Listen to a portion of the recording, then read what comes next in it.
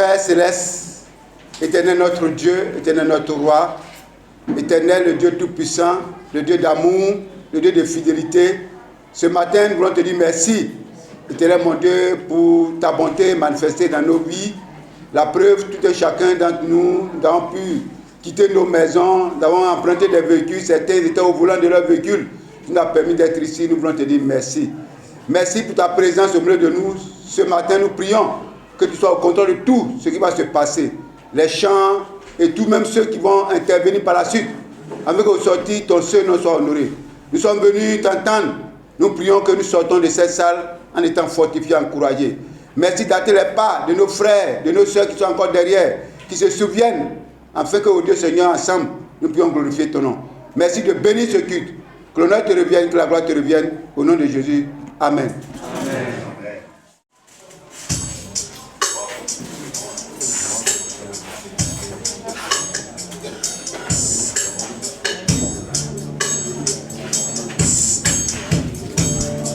Allez, soeurs, levons-nous tous pour adorer notre Dieu ce matin.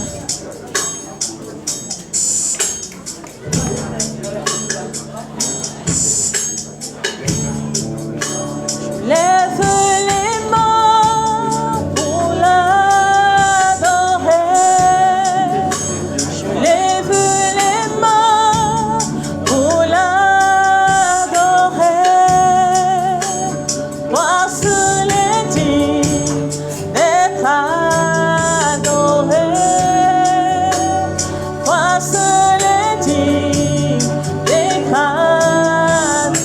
Je lève les mains. Je lève les mains pour l'adorer.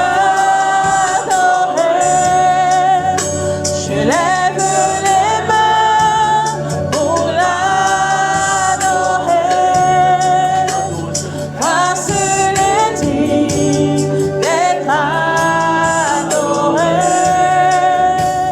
Toi seul est digne d'être adoré. Je lève mon cœur. Je lève mon cœur pour l'adorer. Je lève mon cœur pour t'adorer.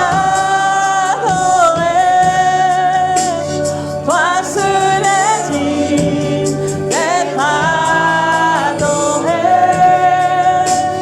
Toi seul est digne d'être adoré. Je lève mon cœur. Lève mon cœur pour t'adorer. Je lève mon cœur pour t'adorer. Toi seul est digne d'être adoré. Toi seul est digne d'être adoré.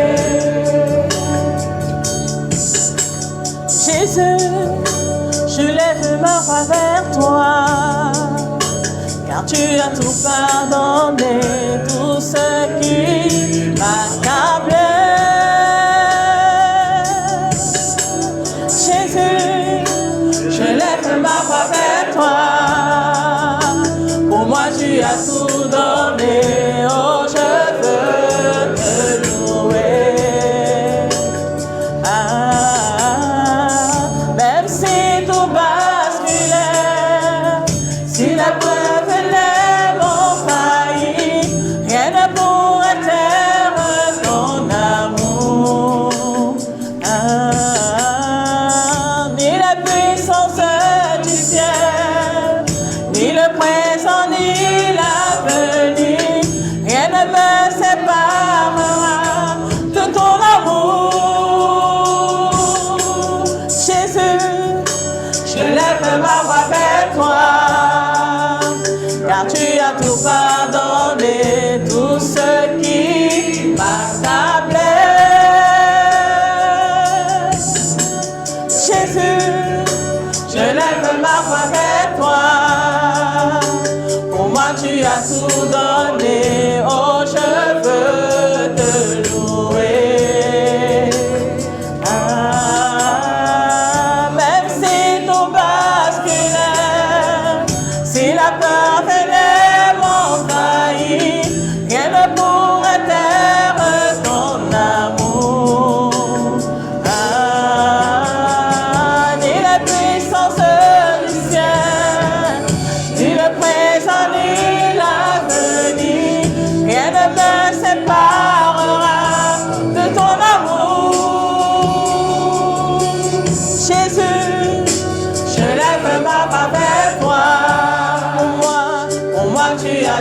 donner.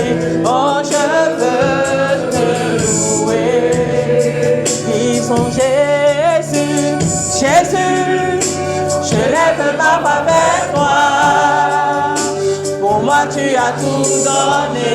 Oh, je veux te louer. Disons Jésus, Jésus, je lève ma voix vers toi. Pour moi, tu as tout donné. Oh, je veux te louer. Acclamons Jésus. Rabbi ne change pas, Rabbi ne change pas.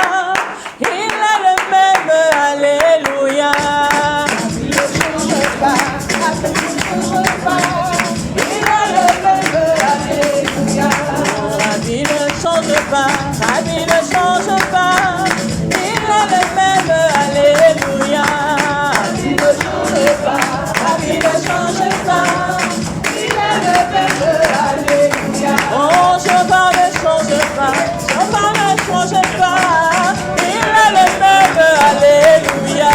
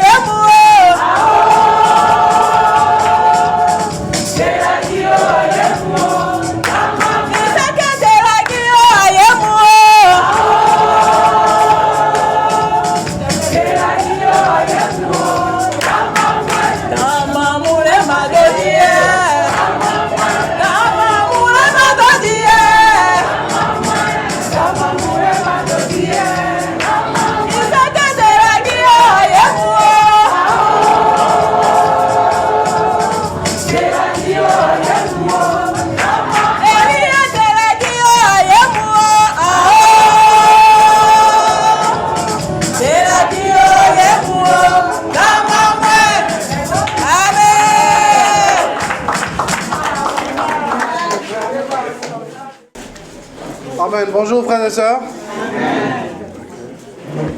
Comment va le peuple de Dieu ce matin?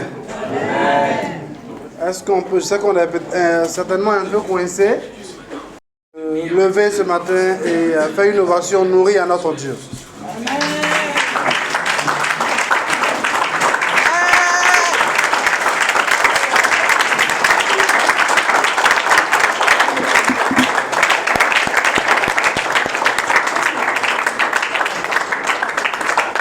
Amen. Car Dieu soit rendu toute la gloire. J'espère que vous avez passé une bonne semaine. Et la nouvelle semaine commence aujourd'hui. Un dimanche qui marque en même temps la fin de la semaine passée.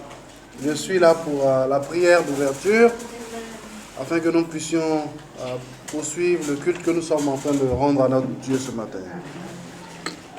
Avant de prier, je vais lire juste un passage. Dans Ecclésiaste chapitre 3, à partir du verset 1.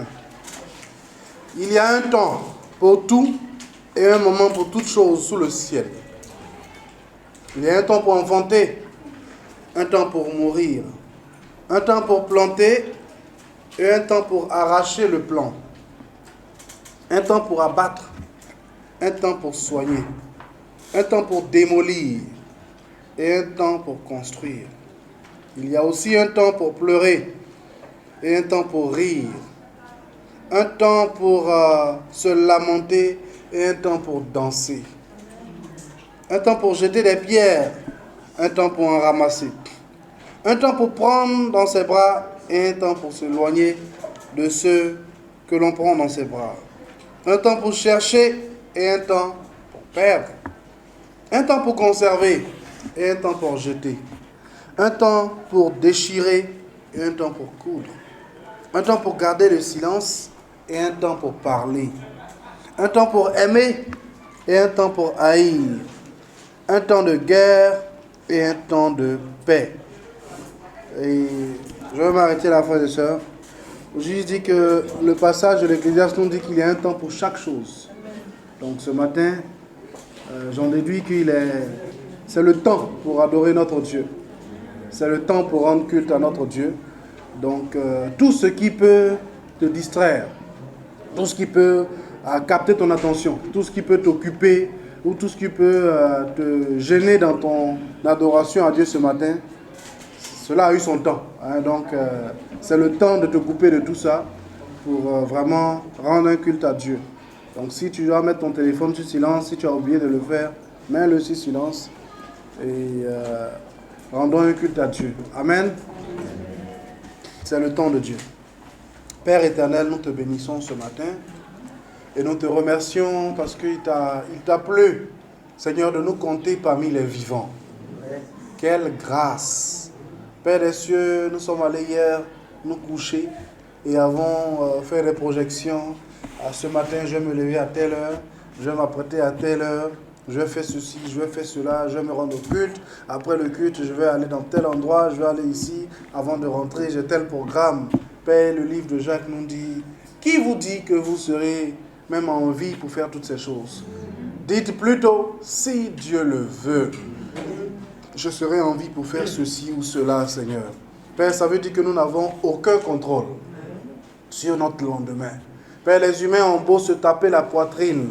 Père des cieux, le souffle est comme une vapeur, comme ta parole le dit. Et ce matin, nous voulons nous rappeler, Papa des cieux, ces vérités existentielles, ces vérités profondes, afin que, Père, nous puissions mettre tout orgueil de côté et être humbles devant ta face. Nous sommes peut-être dans cette salle, mais toi, le Dieu grand, créateur de l'univers, qui n'arrive même pas, Père des cieux, Papa des cieux, se contenir dans l'univers. Ce Dieu-là, il est avec nous ici. Père, il n'y a pas de place dans l'univers pour te contenir, mais tu trouves ta place dans nos cœurs. Que tu es grand, Papa. Merci ce matin de venir défricher, Papa des cieux, nos cœurs, de tout ce qui n'honore pas ton nom. Viens ôter tout cela, Seigneur. Si nos cœurs, ce matin en entrant, étaient l'une des trois mauvaises terres, Papa des cieux, transforme cela, afin que nos cœurs soient la bonne terre qui va recevoir ta parole. Père des cieux, si nos cœurs étaient comme le bord du chemin, Père, sur lequel, Papa, les oiseaux viendront picorer, Papa des cieux, toute semence de ta parole. Transforme nos cœurs maintenant même. Père des cieux, roi de gloire. Si nos cœurs, c'était, Papa des cieux, comme des sols rocailleux, Père, sur lequel la parole tombera ce matin et elle ne pourra pas entrer même, Papa des cieux, pour germer. Père, change nos cœurs ce matin. Si nos cœurs, Papa des cieux, sont comme la terre, Papa des cieux, épineuse, Père, s'il y a des ronces et des épines, Père, qui ne permettront pas à la parole de s'enraciner en nous, viens ôter tout cela. Je te confie nos cœurs et nos esprits ce matin, afin que, Père, nous puissions être en harmonie avec toi, nous puissions être en phase avec toi, et que, Père des cieux, tout ce qui sera dit puisse venir soigner des plaies, puisse guérir ces plaies, et nous donner d'être de nouvelles personnes. Jésus, tu as dit, les paroles que je vous ai dites sont esprit et vie. Viens nous vivifier ce matin, viens nous transformer ce matin, et donne-nous de ne plus être les mêmes.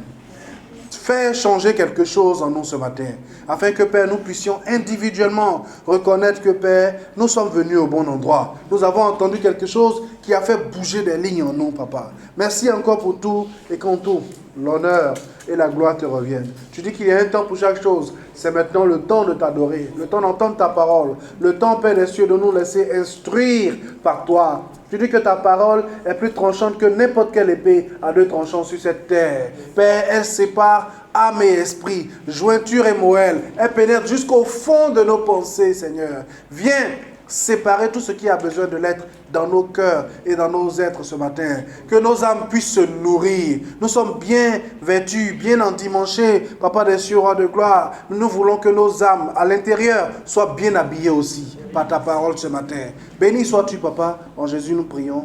Amen. Donc, bonjour frères et sœurs. Ça a duré un peu, hein? C'est vrai. Bon, ils m'ont choisi aujourd'hui. Donc je vais leur dire merci. Merci, chers responsables, chers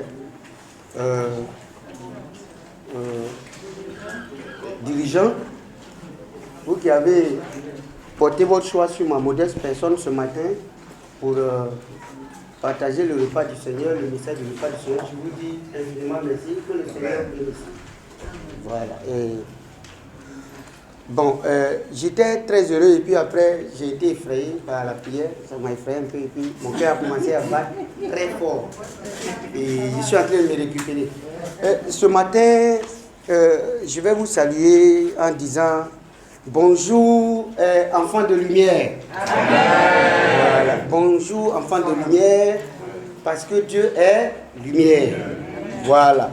Et c'est ce passage-là même que nous allons étudier ce matin. Bien avant cela, nous allons baisser la tête et prier, mais le repas du Seigneur est exclusivement réservé à ceux qui ont été baptisés, donc aux disciples de Jésus-Christ. Baissons la tête, prions. Père éternel, merci. Merci Dieu de gloire, Dieu puissant. Papa, d'avoir porté ton choix sur moi ce matin, le pauvre pécheur que je suis. Papa, garde-moi, Seigneur, humble, car je ne sais rien. Je ne parlerai que pour ta part, toi le Dieu si grand. C'est ton miracle qui est en jeu. C'est ton miracle qui est en pleine manifestation. Parce qu'il ne mérite rien du tout. Prends le contrôle toi-même et parle en moi. Car je ne suis pas bon. Je ne sais rien. Merci de bénir, Seigneur, ce que nous allons te rendre ce matin.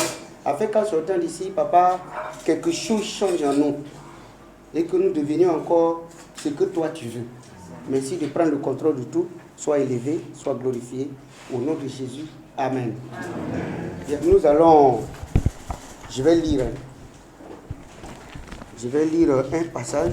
1 Jean 1, verset 5 et verset 10. Je vais lire rapidement. Voilà. Je ne vois pas bien ici. Hein. Mes yeux là, ces derniers temps. Bon. Je ne vois pas bien. Je vais me débrouiller. Voilà, si vous voulez aussi, vous pouvez m'aider. 1 Jean 1, verset 5 au verset 10.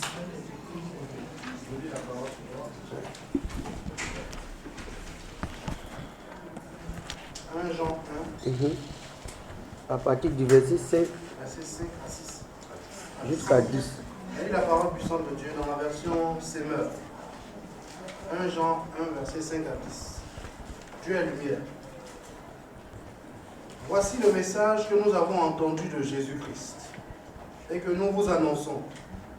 Dieu est lumière et il n'y a aucune trace de ténèbres en lui. Si nous prétendons être en communion avec lui, tout en vivant dans les ténèbres, nous sommes des menteurs et nous n'agissons pas comme la vérité l'exige. Mais si nous vivons dans la lumière, tout comme Dieu lui-même est dans la lumière, alors nous sommes en communion les uns avec les autres. Et parce que Jésus-Christ, son Fils, a versé son sang, nous sommes purifiés de tout péché. Si nous prétendons n'être coupables d'aucun péché, nous sommes dans l'illusion et la vérité n'habite pas en nous. Si nous reconnaissons nos péchés, Dieu est fidèle et juste. Et par conséquent, il nous pardonnera nos péchés et nous purifiera de tout le mal que nous avons commis. Verset 10. Si nous prétendons ne pas être pécheurs, nous faisons de Dieu un menteur et sa parole n'est pas en nous. Amen. Amen. Merci beaucoup. Alors, dans ce message, il y a la conjonction de subordination si. Voilà. Sa valeur, c'est la condition. Voilà, donc c'est ce que je sais. Bon. En fait, ici, même en 2 Chroniques 16, verset 9, Dieu dit, il étend son regard sur toute la terre et il apporte son soutien à celui qui lui donne entièrement son cœur. En fait, Dieu veut, qu'est-ce que nous constatons? Nous constatons que chaque fois que Dieu veut nous faire du bien, il établit là une condition. Voilà, et la condition tourne chaque fois autour de la pureté du cœur. Bon, ok, donc si je vais commencer. Nous sommes enfants de lumière. Parce que notre Père est lumière. Donc nous sommes enfants de lumière. Parce qu'en Jean 1, nous sommes devenus enfants de Dieu. Alors donc nous sommes enfants de lumière. Mais le problème que je vais essayer de développer un peu ici, c'est si nous sommes enfants de lumière, c'est qu'il y a enfants de ténèbres. Voilà, ne pas oublier cela. Il n'y a pas que lumière, il y a ténèbres. Alors donc, c'est quoi les ténèbres? En fait, quand je ne connaissais pas la parole de Dieu, je pensais que ténèbres, ça veut dire la nuit. C'est pas ça en fait. La nuit, c'est un fait, c'est une remarque naturelle comme ça, une manifestation naturelle du temps. Mais les ténèbres dont on parle ici, c'est ce que tu n'es pas capable de faire en public. Voilà, c'est ce que tu ne peux pas pratiquer quand tu es en public. Bon point. Voilà, tout ce que tu fais par exemple quand tu es dans la douche. Maintenant, si ça ne glorifie pas Dieu, c'est ça les ténèbres. Maintenant, dans ton cœur là-bas, qu'est-ce que est-ce que tu ne parles pas avec quelqu'un actuellement? Bon, si tu ne parles pas avec quelqu'un, c'est que cette personne-là, c'est que tu manigances dans ton cœur. Pour cette personne-là, c'est ça qui est ténèbre parce que ce n'est pas bon du tout. Si c'est bon, tu vas parler avec la personne. Si tu ne parles pas avec la personne, c'est clair que tu manigances des choses très, très méchantes avec la personne, mais tu ne lui dis pas, donc ça reste dans le noir. C'est ce qu'on appelle ténèbres. Il y a beaucoup de choses comme ça. Si tu es en plein dans la corruption, tu ne diras pas à tes frères et sœurs que, ah, ma chère, je pratique la corruption, tu ne diras pas. Tu caches. Donc ça, c'est ténèbres. Vous voyez, si tu prends ce qui n'est pas à toi et tu vis de ça, tu ne diras pas à quelqu'un d'où vient la ressource, d'où vient l'origine de ta richesse qui te fait briller. Personne ne sait. Toi seul, tu sais, mais tu sais que c'est pas ce que Dieu veut. Mais comme tu n'as pas dit à quelqu'un, tu es dans les ténèbres. C'est ce qu'on appelle ténèbres en fait. Et nous, enfants de lumière, qu'est-ce qui nous revient à faire? Ce qui nous revient à faire, que Dieu nous donne comme solution à notre problème pour que nous devenions véritablement enfants de lumière. Dans le passage, c'est la capacité de se confesser. C'est ça. Voilà. Si tu as cette capacité, cette facilité-là de te confesser, alors tu retourneras dans la lumière de Dieu. Parce que la seule chose qui t'empêche, justement, qui m'empêche d'être enfant de lumière, ce sont mes pratiques qui ne plaisent pas à Dieu. Et comme je n'ai pas cette force-là de me confesser, alors c'est vrai, on sera ensemble, papa zo, maman zo, mais en réalité, nous sommes dans les ténèbres. Voilà. Pour être dans la lumière, Dieu nous donne toujours solution à toutes choses. Et ce matin, Dieu évoque dans ce passage le sang de l'agneau. Si nous nous rappelons bien, nous allons prendre ce repas du Seigneur. Nous savons très bien que le vin représente ce sang-là. Et son rôle, c'est justement de nous laver de tout péché. Mais comment tu peux être lavé de ce péché-là si tu ne t'es pas confessé? C'est ça le problème. Donc, frères et sœurs, je nous invite tout simplement à avoir cette facilité-là de nous confesser chaque fois Et c'est ce que je demande à Dieu de faire, de nous donner le cœur de confession, que Dieu Tout-Puissant nous bénisse et que l'Église grandisse. Je m'arrête là. Maintenant, je vais prier. Père éternel, notre Dieu, notre roi, nous te disons encore merci ce matin. Tu es bon, tu es glorieux. Et roi des rois, en prenant ce repas ce matin, papa, purifie nos cœurs. Fais de nous des enfants de lumière, s'il te plaît, papa. C'est à ce titre-là, roi des rois, ton Église grandira. Merci encore de prendre le contrôle de tout. Sois élevé, sois glorifié. Au nom de Jésus. Amen. Amen. Amen. Bonjour frères et sœurs. Je suis là pour les offrandes. Je voudrais avant tout dire merci aux dirigeants qui ont bien voulu que je sois devant pour encourager le peuple de Dieu. Amen. Prions. Seigneur, merci pour ce temps que tu permets. Je ne suis pas certain modèle, mais Seigneur, tu as bien voulu que, Seigneur, ce matin, je sois devant, Seigneur, pour encourager ton peuple. Seigneur, efface ma personne et qu'à toi seul revienne toute la gloire au nom de Jésus. Amen. Amen. Donc, ce matin, je voudrais qu'on parle un peu de la vision. Amen. La vision, parce que c'est important à un moment de savoir où on va. Amen. Donc, le fait d'avoir une vision, c'est très important pour soi et c'est très important pour la communauté. Je veux devenir un grand commerçant. C'est une vision qu'on peut avoir. Et en fonction de ça, on mettra des stratégies en place pour y arriver. Amen. Je veux devenir un grand homme de l'administration ivoirienne. Et donc, en fonction de ça, je vais soit m'orienter sur les formations, essayer de voir comment je peux faire pour y arriver. Amen. Je veux devenir un grand homme au sein de notre communauté. Donc, cela voudrait dire que je dois me revoir mon engagement personnel. Amen. Revoir ma participation au temps qui pourront m'aider à pouvoir me construire un homme de foi, un homme d'impact. Amen. Je veux avoir une vision grande pour notre Église. Quand je ferme les yeux, je m'imagine dans 5 ans comment je veux voir notre Église. Que ce soit au niveau d'Abidjan, que ce soit au niveau de TPM. C'est une vision que je nourris chaque jour. Quand je suis là, je pense et dis, waouh. J'ai dit à un frère à Bougon, je lui ai dit que c'est vrai, vous avez une maison de prière, mais moi, quand je regarde, on peut faire mieux que ça. Au niveau de l'architecture, au niveau du contenu, on peut faire mieux que ça. Amen. J'étais en train de partager avec ma grande soeur une fois. Je lui ai dit, mais vous avez fait condamner à épargner pour avoir un lieu de culte. Mais depuis, c'est sûr, on peut ça comme un chapiteau. Il se parle de ça. Il se parle de ça parce que personnellement, on a une vision pour notre vie, pour notre famille. Et je ne peux pas comprendre pourquoi on a du mal à décoller. C'est-à-dire que, est-ce que personnellement, collectivement, on a une vision pour notre Dieu? Et ça, c'est une question qui reste posée. Et chacun a sa réponse. Chacun a sa réponse parce que l'atteinte de ce qu'on a comme objectif dépend de tout un chacun. Ce n'est pas un groupe de personnes qui vont avoir une vision un peu cotisée. Non, c'est tout un chacun.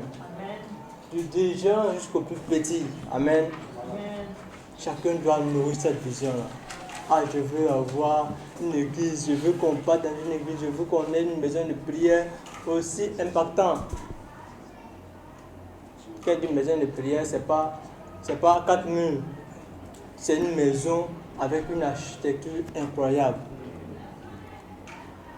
Et on voit dans la Bible qu'au premier siècle, les gens avec cette vision-là, d'offrir à Dieu une maison de prière. Mais quand je dis une maison de prière, ce n'est pas une maison, une villa, ce n'est pas une maison à 4 murs. C'est le tabernacle. Mais est-ce qu'aujourd'hui, on a cette vision commune de pouvoir avoir dans 5 ans, dans 10 ans, une maison de prière? Si ce n'est pas le cas, il faut qu'on se remette à prier pour que Dieu nous inspire cette vision-là. Parce qu'une chose est d'avoir l'argent pour acquérir le terrain, mais une chose est d'avoir l'argent pour construire le temple proprement dit. Et ça, on n'est pas en train de travailler sur ce côté-là. On est plus concentré, il faut qu'on ait notre terrain, Mais quand on aura notre terrain, est-ce que c'est maintenant qu'on va s'asseoir pour réfléchir sur comment est-ce qu'on va faire pour avoir notre temple aussi impactant dans 5 ans, dans 3 ans, ainsi de suite. Certains hier ont nourri cette ambition-là. Aujourd'hui, ils ne sont plus avec nous. Mais il faut qu'on puisse les honorer à travers notre engagement, à travers notre vision que nous allons nourrir.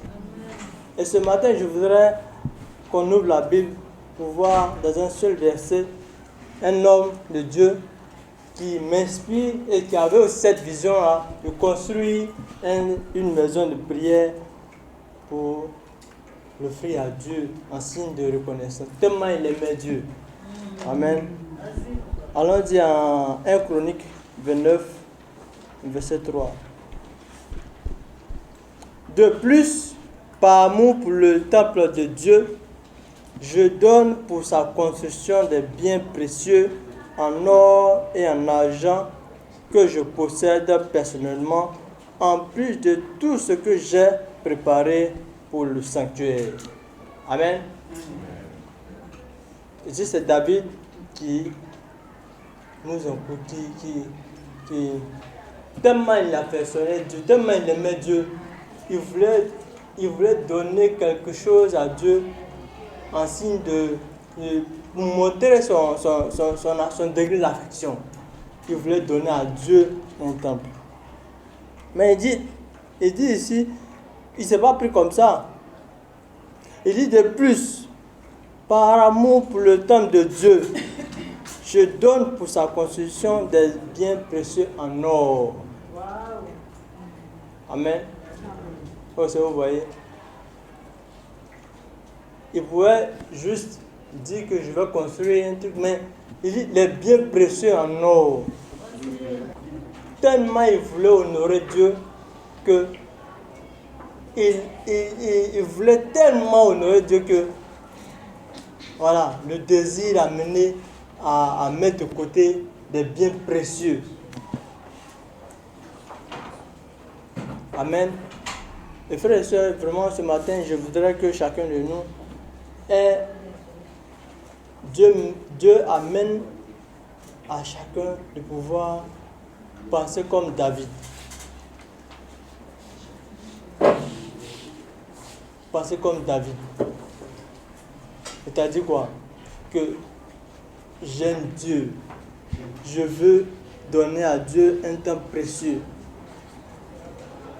Seigneur, je veux mettre de côté tout ce que j'ai de précieux pour t'honorer. En te donnant un temps précieux. Vraiment, frères et sœurs, ces temps-ci, je pense qu'avec cette mobilité qu'on fait chaque fois, on peut être souvent découragé. Mais comme je l'ai dit, que c'est une vision que nous devons nourrir ensemble. Tant que nous n'avons pas eu notre lieu de prière, nous devons chaque jour penser,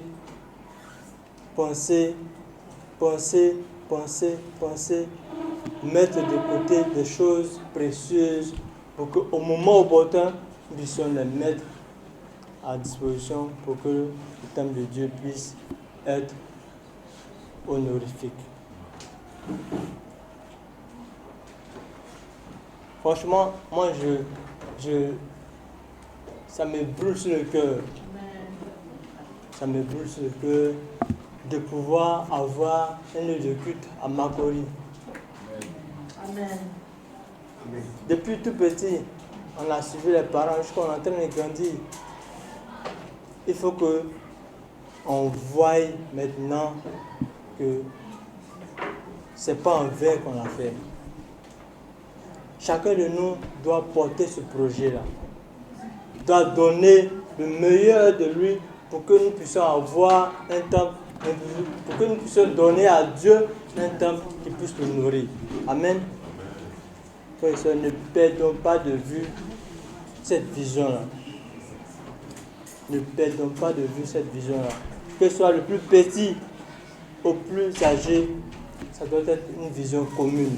Tant que nous n'avons pas eu notre lieu de culte, nous ne devons pas baisser les bras. Parce que Dieu qui est là, il nous regarde, il nous oriente, il nous appuie. Et nous, en retour, c'est une bonne chose de pouvoir le nourrir. Mais il faut qu'on puisse le nourrir avec la manière, avec le cœur qu'il faut, comme David ici. Il a mis tout ce qu'il avait comme des biens précieux pour pouvoir honorer Dieu à travers sa condition. C'est ce passage que je voudrais nous encourager ce matin. On peut être affecté souvent, mais restons fixés sur notre vision. Amen. Amen. Soyons fixés sur notre vision. De la même manière, on fait les efforts pour être épanoui dans notre vie.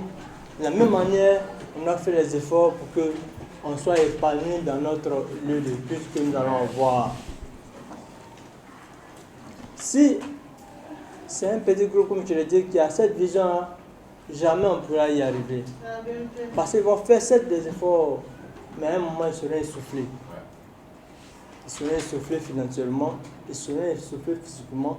Alors que si c'est une vision commune qu'on a, on peut encourager l'autre. Ah Joe, c'est comment? Par rapport à la vision, le culte qu'on veut avoir dans 2 ans, dans 3 ans. Où est-ce que tu en es? Est-ce que tu es toujours motivé? On peut certes ne pas avoir le même degré de motivation. Amen. Ça c'est évident. On doit s'encourager les uns les autres. Notre Dieu n'est pas notre membre de famille, nos parents à qui nous voulons offrir une villa. C'est notre Dieu qui est au-dessus de tout. Et nous voulons lui offrir une maison qui peut se nourrir. Amen. Je sais que nous allons y arriver. Car Dieu est avec nous. Il nous aide dans nos activités. Jamais il ne nous laissera nous appauvrir. Ah, c'est impossible. C'est impossible. Mais en même temps, il faut qu'on puisse nourrir une vision pour lui. Prions. Seigneur, merci pour ce temps. Merci infiniment pour ces encouragements. Nous voulons, Seigneur, t'honorer. Seigneur, toutes les fois où nous sommes découragés, motive-nous, donne-nous d'avoir de l'argent, donne-nous d'avoir des biens précieux, afin qu'au moment opportun, nous puissions les mettre à disposition pour la construction de ton temple. Merci pour ta grâce, que ton nom soit glorifié au nom de Dieu prié. Amen. Amen. Vous n'êtes pas dans l'obscurité. D'accord. Amen. Vous avez les salutations des frères et sœurs de Ouagadougou. Amen, frères et sœurs. Amen. Donc, une mission composée de l'évangéliste principal, Emmanuel Kinimo et Michael Coutouan et moi-même. Donc, on a effectué une mission du 27 mai au 3 juin 2026 à Ouagadougou. Alors, quel était le but de cette mission? Eh bien, nous avons été alertés d'un conflit interne à l'église de Ouaga. Un conflit qui est basé sur la suspicion, en fait. Et au point où le dirigeant a été traité de voleur. Et même cela a été posté sur la plateforme. Je vois, ça parle. Voilà, ça murmure. Qu'est-ce que j'ai l'impression qu'il y a ça murmure dans la salle. Donc, un frère de l'église, qui est le mari au fait de l'administratrice, n'est-ce pas, c'est basé sur des chiffres qu'il a vus et a accusé le dirigeant justement de voleur et a posté ça sur la plateforme. Et malheureusement pour lui, 3 de ses enfants, le pasteur a 3 enfants qui sont juristes et ils sont disciples aussi. Donc ils n'ont pas du tout gobé la situation et donc ils l'ont menacé de prouver que leur papa est voleur, autrement ils allaient le mettre en prison. On voyait que c'était assez sérieux. Donc après Korogo, on m'a appelé encore de m'associer à la mission pour aller régler cette situation.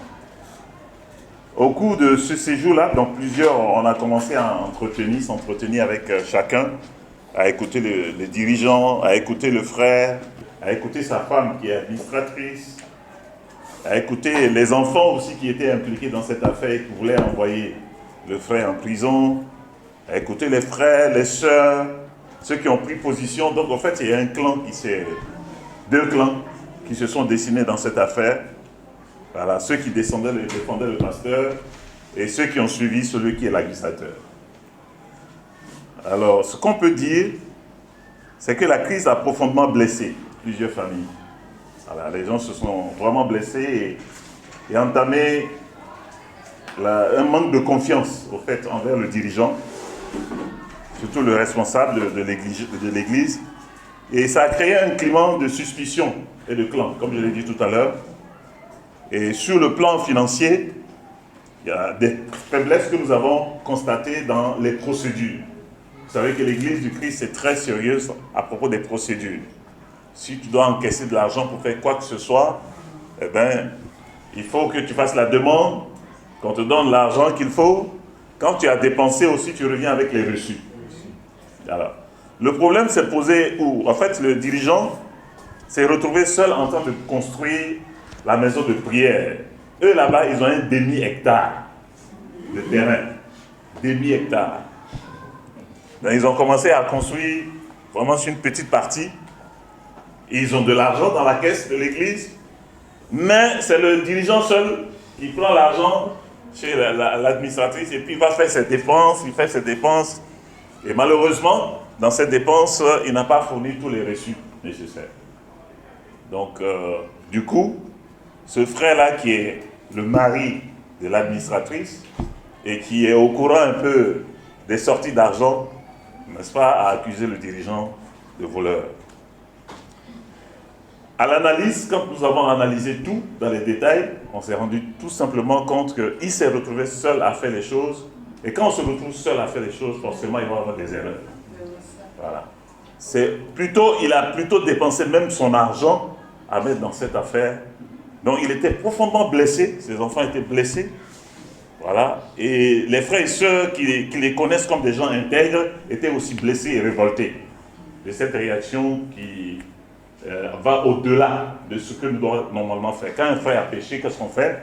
On va s'asseoir avec lui, on lui pose des questions, on a des preuves. Et même si on doit dire, on ne pose pas ça vraiment en public devant tout le monde. Donc, nous avons donc clarifié les choses. Et à la fin, les points positifs observés, c'est que la repentance a commencé. Celui qui a commis l'erreur a reconnu ses erreurs. Il s'est repenti, a demandé pardon, il s'est réconcilié avec les dirigeants. Voilà. Les dirigeants aussi s'est excusé, parce que quand tu prends de l'argent, il faut justifier. Voilà. Même si tu t'es trompé quelque part, voilà. Donc il y a un manque d'intégrité quelque part, même s'il n'est pas voleur. Voilà. En même temps aussi, on a parlé aux enfants que les affaires de l'église, on ne l'amène pas devant la justice. Voilà. Donc c'est pas parce qu'on a accusé votre papa de voleur, alors vous allez amener votre tonton en prison. Voilà. Donc on a ouvert la Bible, on a parlé de tout ça. Les uns et les autres se sont excusés. On a réorganisé l'église, redonné des responsabilités, mais on a surtout demandé à celui qui est accusé de s'asseoir un peu. On va l'aider pendant 3 mois. Et les dirigeants, il est l'assistant même du pasteur. Donc c'est ce que nous avons vraiment fait. Au contraire, il devait l'aider dans sa tâche. Et il ne l'a pas du tout aidé dans la construction de la maison de prière. Il a laissé tout seul faire le travail. Donc, ce qu'on peut dire, c'est que cette mission s'est bien déroulée. On a pris quelques décisions. On a remis les procédures en place pour s'assurer effectivement qu'il y ait de nouveaux gestionnaires qui vont gérer, quand une sortie d'argent, contrôler les dépenses et autres. On a fait des recommandations. Donc, et en conclusion, la mission n'a pas tout réglé. Parce qu'on ne règle pas les conflits en une semaine. Voilà. Mais au moins, on a établi les responsabilités des uns des autres et appelé les uns les autres à la repentance. Et puis, nous avons suggéré que les gens continuent de se parler, de se causer et puis de se fréquenter et de gérer tout cela pour que cela reste derrière nous. En tout cas, nous avons une église, ils ne sont pas nombreux, une trentaine, mais comme je viens de vous le dire, le pasteur, 3 de ses grands-enfants sont des juristes. Il y a un même qui est doctorant et tout ça, qui s'appelle Fulbert d'ailleurs, c'est mon homonyme. Voilà. Donc j'ai dit à Fulbert, les Fulbert ne se comportent pas comme ça. Je repentis. Et à la fin, il m'a dit qu'il souhaite à son mariage que je vienne officier son mariage. Voilà, qu'il s'est repenti, il a demandé pardon à tout le monde devant l'église, parce qu'en fait, il est l'aîné, et puis il y a toutes ses sœurs qui sont derrière lui. Voilà, donc il n'a pas donné la bonne direction. Donc en conclusion, les choses vont mieux, les gens se comprennent mieux, il y a une repentance, on a clarifié les malentendus, et on a appelé tout le monde à la repentance. Donc priez pour l'église de Ouagadougou, voilà, et qui va très bien, à part cette situation, mais qui se porte bien et qui ira mieux dans les mois à venir et les années à venir. Voilà. Donc merci d'avoir prié pour moi, et prié aussi pour les missionnaires qui étaient. Malheureusement, on n'a pas pu avoir Samnik Raymond, qui est le superviseur de l'église. Il a demandé un visa et il est arrivé à Abidjan, mais on l'a retourné encore à Lomé. Donc il n'est pas pu arriver à Ouagadougou, puisque c'est lui qui forme l'église de Ouaga. Donc voilà, je suis de retour. Merci pour vos prières, merci pour Jean-Enoch, amen. Voilà, merci pour Jean-Enoch. Voilà, qui a fait sa soutenance. Voilà, il est resté à Yamsokro pour pouvoir faire son dernier culte avec les frères et sœurs de Yamsokro et le Dieu merci. Voilà, je l'avais soutenu. Alors ce matin, je ne vais pas prêcher. Quelqu'un a commencé ici quelque chose avant que je ne parte, qu'il va terminer. Pour qu'on puisse ensemble s'encourager. Ça fait plaisir et c'est stressant quand même. Toujours, pour rejoindre un peu mon frère Zo, on va prier pour le message. Merci Seigneur pour ta grâce, pour ta bonté et ta fidélité. Merci pour ce moment incroyable que tu permets. Fais en sorte, mon Dieu, qu'on ait une très bonne communion à travers ce partage. Efface-moi complètement, enlève la peur, la gêne, le stress. Parle au travers de moi. Je prie, oh Dieu, que même moi et des enfants ici soyons touchés par ce message. Touche-nous au plus profond de notre cœur. Tout à l'heure, ton serviteur priait pour qu'on soit une bonne terre. Père, je prie que cette bonne terre porte du fruit avec ce message. Parce que ta parole ne retourne jamais à toi sans avoir accompli son effet. Merci pour ce que tu fais aujourd'hui. Bénis ce moment et qu'en toute chose, tout soit sous ta houlette et ta direction. Que ton nom soit glorifié. Au nom de Jésus, nous avons ici prié. Amen. Amen, frères et sœurs. Quand on m'a annoncé hier que je devais faire le message, celui qui me l'a annoncé a mentionné que j'avais 45 minutes. Amen. Et il a pris soin de dire en plus, cette fois tu n'as pas 15 minutes. Donc de grâce, respecte ton temps au moins pour une fois. Et j'ai dit, vraiment, mon nom est vraiment gâté. Mon nom est gâté. Et le frère ajoute, il dit, et moi alors. Vous allez comprendre pourquoi il a dit moi alors. Il s'agit de mon formateur. Et je lui ai dit, tel père, tel fils alors. Je suis Petras. Mon formateur c'est Jean-Philippe. Vous avez tout compris. Donc priez pour nous, pas seulement pour que le message soit bon, mais surtout pour que je reste dans mon timing. C'est aussi Dieu excellent. Et donc on va travailler à cela. Amen. Alors aujourd'hui je vais m'inscrire dans une logique de poursuivre ce qu'on a commencé plus ou moins dimanche dernier à travers le message d'aujourd'hui que j'ai intitulé le relais. Le relais.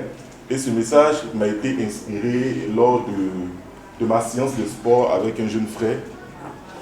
On a partagé tellement de choses là ici.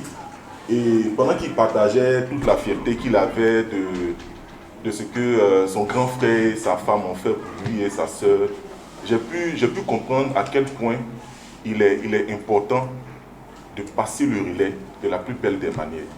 quand on a un rôle à jouer, quand on a quelque chose à faire, il faut le faire, il faut le faire. Il faut s'efforcer de le faire excellemment. Pas seulement pour soi, mais par devoir.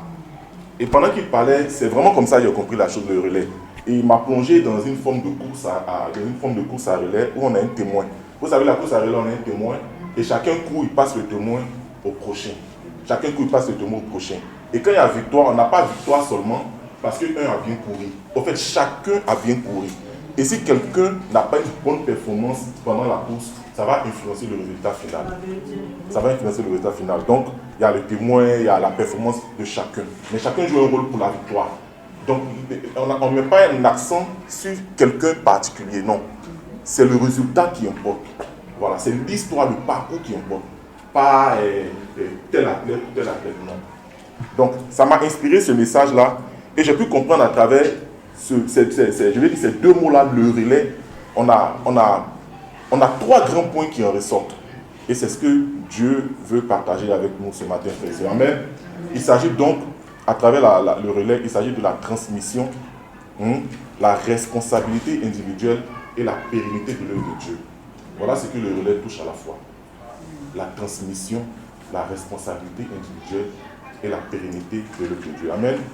On va donc commencer par la transmission en grand 1, parler un peu de ce qu'est la transmission selon Dieu et pourquoi c'est important. Lisons ensemble, frères et sœurs, 2 Timothée 2, verset 2. Donc, à travers la transmission, ce qu'on a besoin de comprendre, c'est que chacun a sa part à jouer. Chacun a sa part à jouer. Donc, lisons ensemble 2 Timothée 2, verset 2. La Bible dit, en 2 Timothée 2, verset 2, « Et ce que tu as entendu de moi, en présence de beaucoup de témoins, confie-le à des hommes fidèles qui soient capables de l'enseigner aussi à d'autres. » Vous voyez, ici, il est bien mentionné que Paul est en train de dire à Timothée, ce que tu as entendu de moi, confie-le aussi à d'autres personnes qui vont poursuivre la mission. Donc, on parle d'abord de Paul, ensuite on a Timothée, ensuite on a les autres hommes fidèles de l'Église et qui eux aussi le confieront à d'autres. Donc, on voit bien la chaîne qui s'établit. Amen, frères et sœurs. C'est ce qu'on appelle le relais, simplement. Donc, l'homme de Dieu avance parce que quelqu'un accepte de porter le témoin et de le transmettre. On est ici grâce d'abord à Abraham qui a reçu la promesse. Abraham et Isaac et Jacob, ainsi de suite, jusqu'à Jésus même qui vient aussi jouer sa part, ainsi de suite, jusqu'à nous aujourd'hui, et nous qui continuons de transmettre. Amen, frères et sœurs. Amen. Donc Dieu travaille par relais, Dieu ne travaille jamais seul. Amen, frères et sœurs. Lisons ensemble encore Deutéronome 34, verset 9. Josié, fils de Nun, était rempli de l'esprit de sagesse. La Bible dit de sagesse. Car Moïse avait posé ses mains sur lui. Les enfants d'Israël lui obéirent et se conformaient aux ordres que l'Éternel avait donnés à Moïse. Vous voyez, on a d'abord Moïse, après on a Josué, et pour que la transmission se poursuive, Moïse impose les mains à Josué. Et la Bible dit, à partir de ce moment-là, il fut rempli d'esprit de sagesse. Et tout ce que Jésus disait, les frères et sœurs, le peuple obéissait et les choses avançaient. Amen, frères et sœurs. Donc, à travers ce passage, on voit que Moïse a transmis à Josué. Amen. On peut lire aussi en 1 Roi 19, verset 16, Élie qui a transmis à Élisée, qui a préparé Élisée à la relève. On ne va pas le lire, vous notez juste le passage. On peut aussi voir en Jean 20, verset 21, Jésus lui-même qui envoie ses disciples. Donc Jésus qui transmet quelque chose à ses disciples pour poursuivre le rêve. On peut voir aussi, frères et sœurs, en Matthieu 28, 19 à 20, les disciples. Les passages, d'accord. J'ai en 5 minutes. Jean 20, verset 21. D'abord, il y a 1 Roi 19, verset 16. Là, c'est Élie qui prépare Élisée pour la relève. Donc, Élie qui transmet à Élisée. Ensuite, on a Jean 20, verset 21. Et là, c'est Jésus qui envoie ses disciples. Donc, Jésus transmet maintenant à ses disciples. Ensuite, on a Matthieu 28, 19 à 20. Les disciples qui sont envoyés à faire d'autres disciples. Amen, frères et sœurs. La vérité est que aucune génération ne doit tout recommencer à zéro. Personne ne recommence à zéro. Chacun porte une partie du témoin. Dans une course de relais, frères et sœurs, personne ne court toute la distance. Personne n'est là pour courir tout le trajet. Non. Tu fais ta part et le projet continue. Le plus grand danger, frères et sœurs, pour une communauté, pour la nôtre, c'est que le témoin ne soit pas transmis. Imaginez-vous qu'on soit tous là, et je donne, nous on est en train de vivre notre temps, on fait des choses, et puis nos adolescents qui nous suivent, ou nos enfants, leur temps arrive, et bien, tout a fait de Dieu là, ils jettent tout, ils n'en font rien. Imaginez un temps soit peu le drame. Vous pensez qu'il y aura l'église encore? Même Jésus a travaillé selon la logique du relais. Même Jésus. Lui qui pouvait vivre 500 ans, toute la vie, il n'a pris que 33 années, il a fait son taf, il a confié aux disciples. Amen. Et Jésus, c'est probablement le meilleur exemple en termes de relais. Parce qu'il peut tout de lui-même et de lui. Il n'a besoin de personne. Mais même lui, il s'est réduit à un travail en un moment et il a passé le relais. Amen, frères et sœurs. On peut lire aussi en Jean 17, verset 4. Bon, lisons ce passage par contre. On va voir l'attitude de Jésus. Jean 17, verset 4.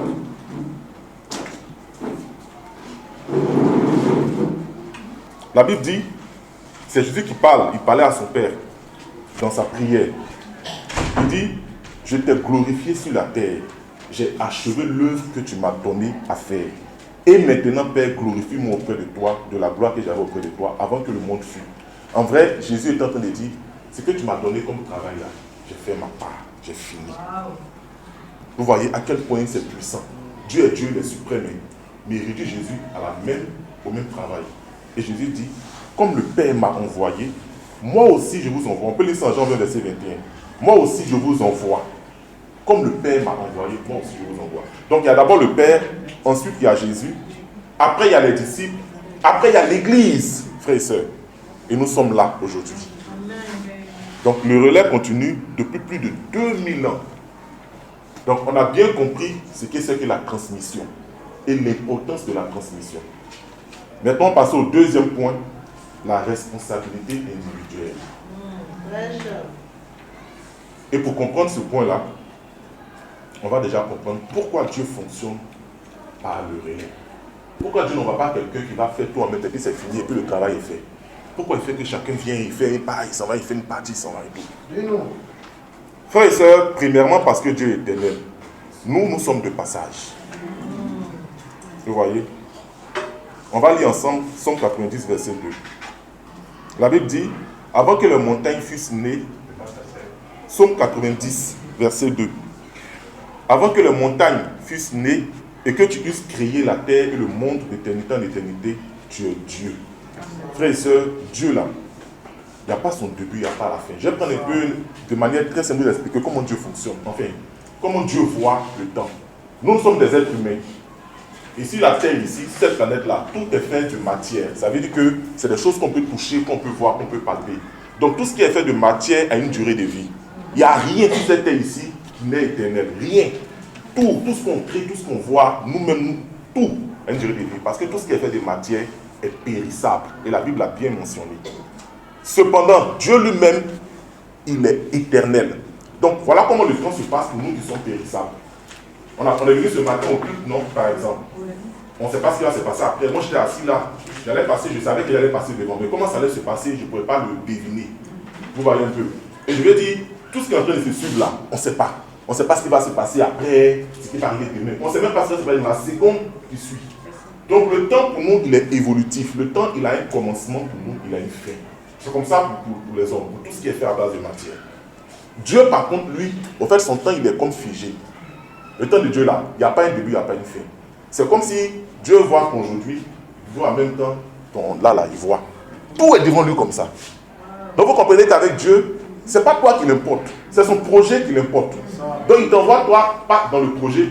Il sait qu'avec dans le temps, tu as fait le projet, forcément, tu as fait le projet. Et quand tu finis de faire, pas, il t'enlève. Il prend l'autre, il le met. C'est comme ça que Dieu fait.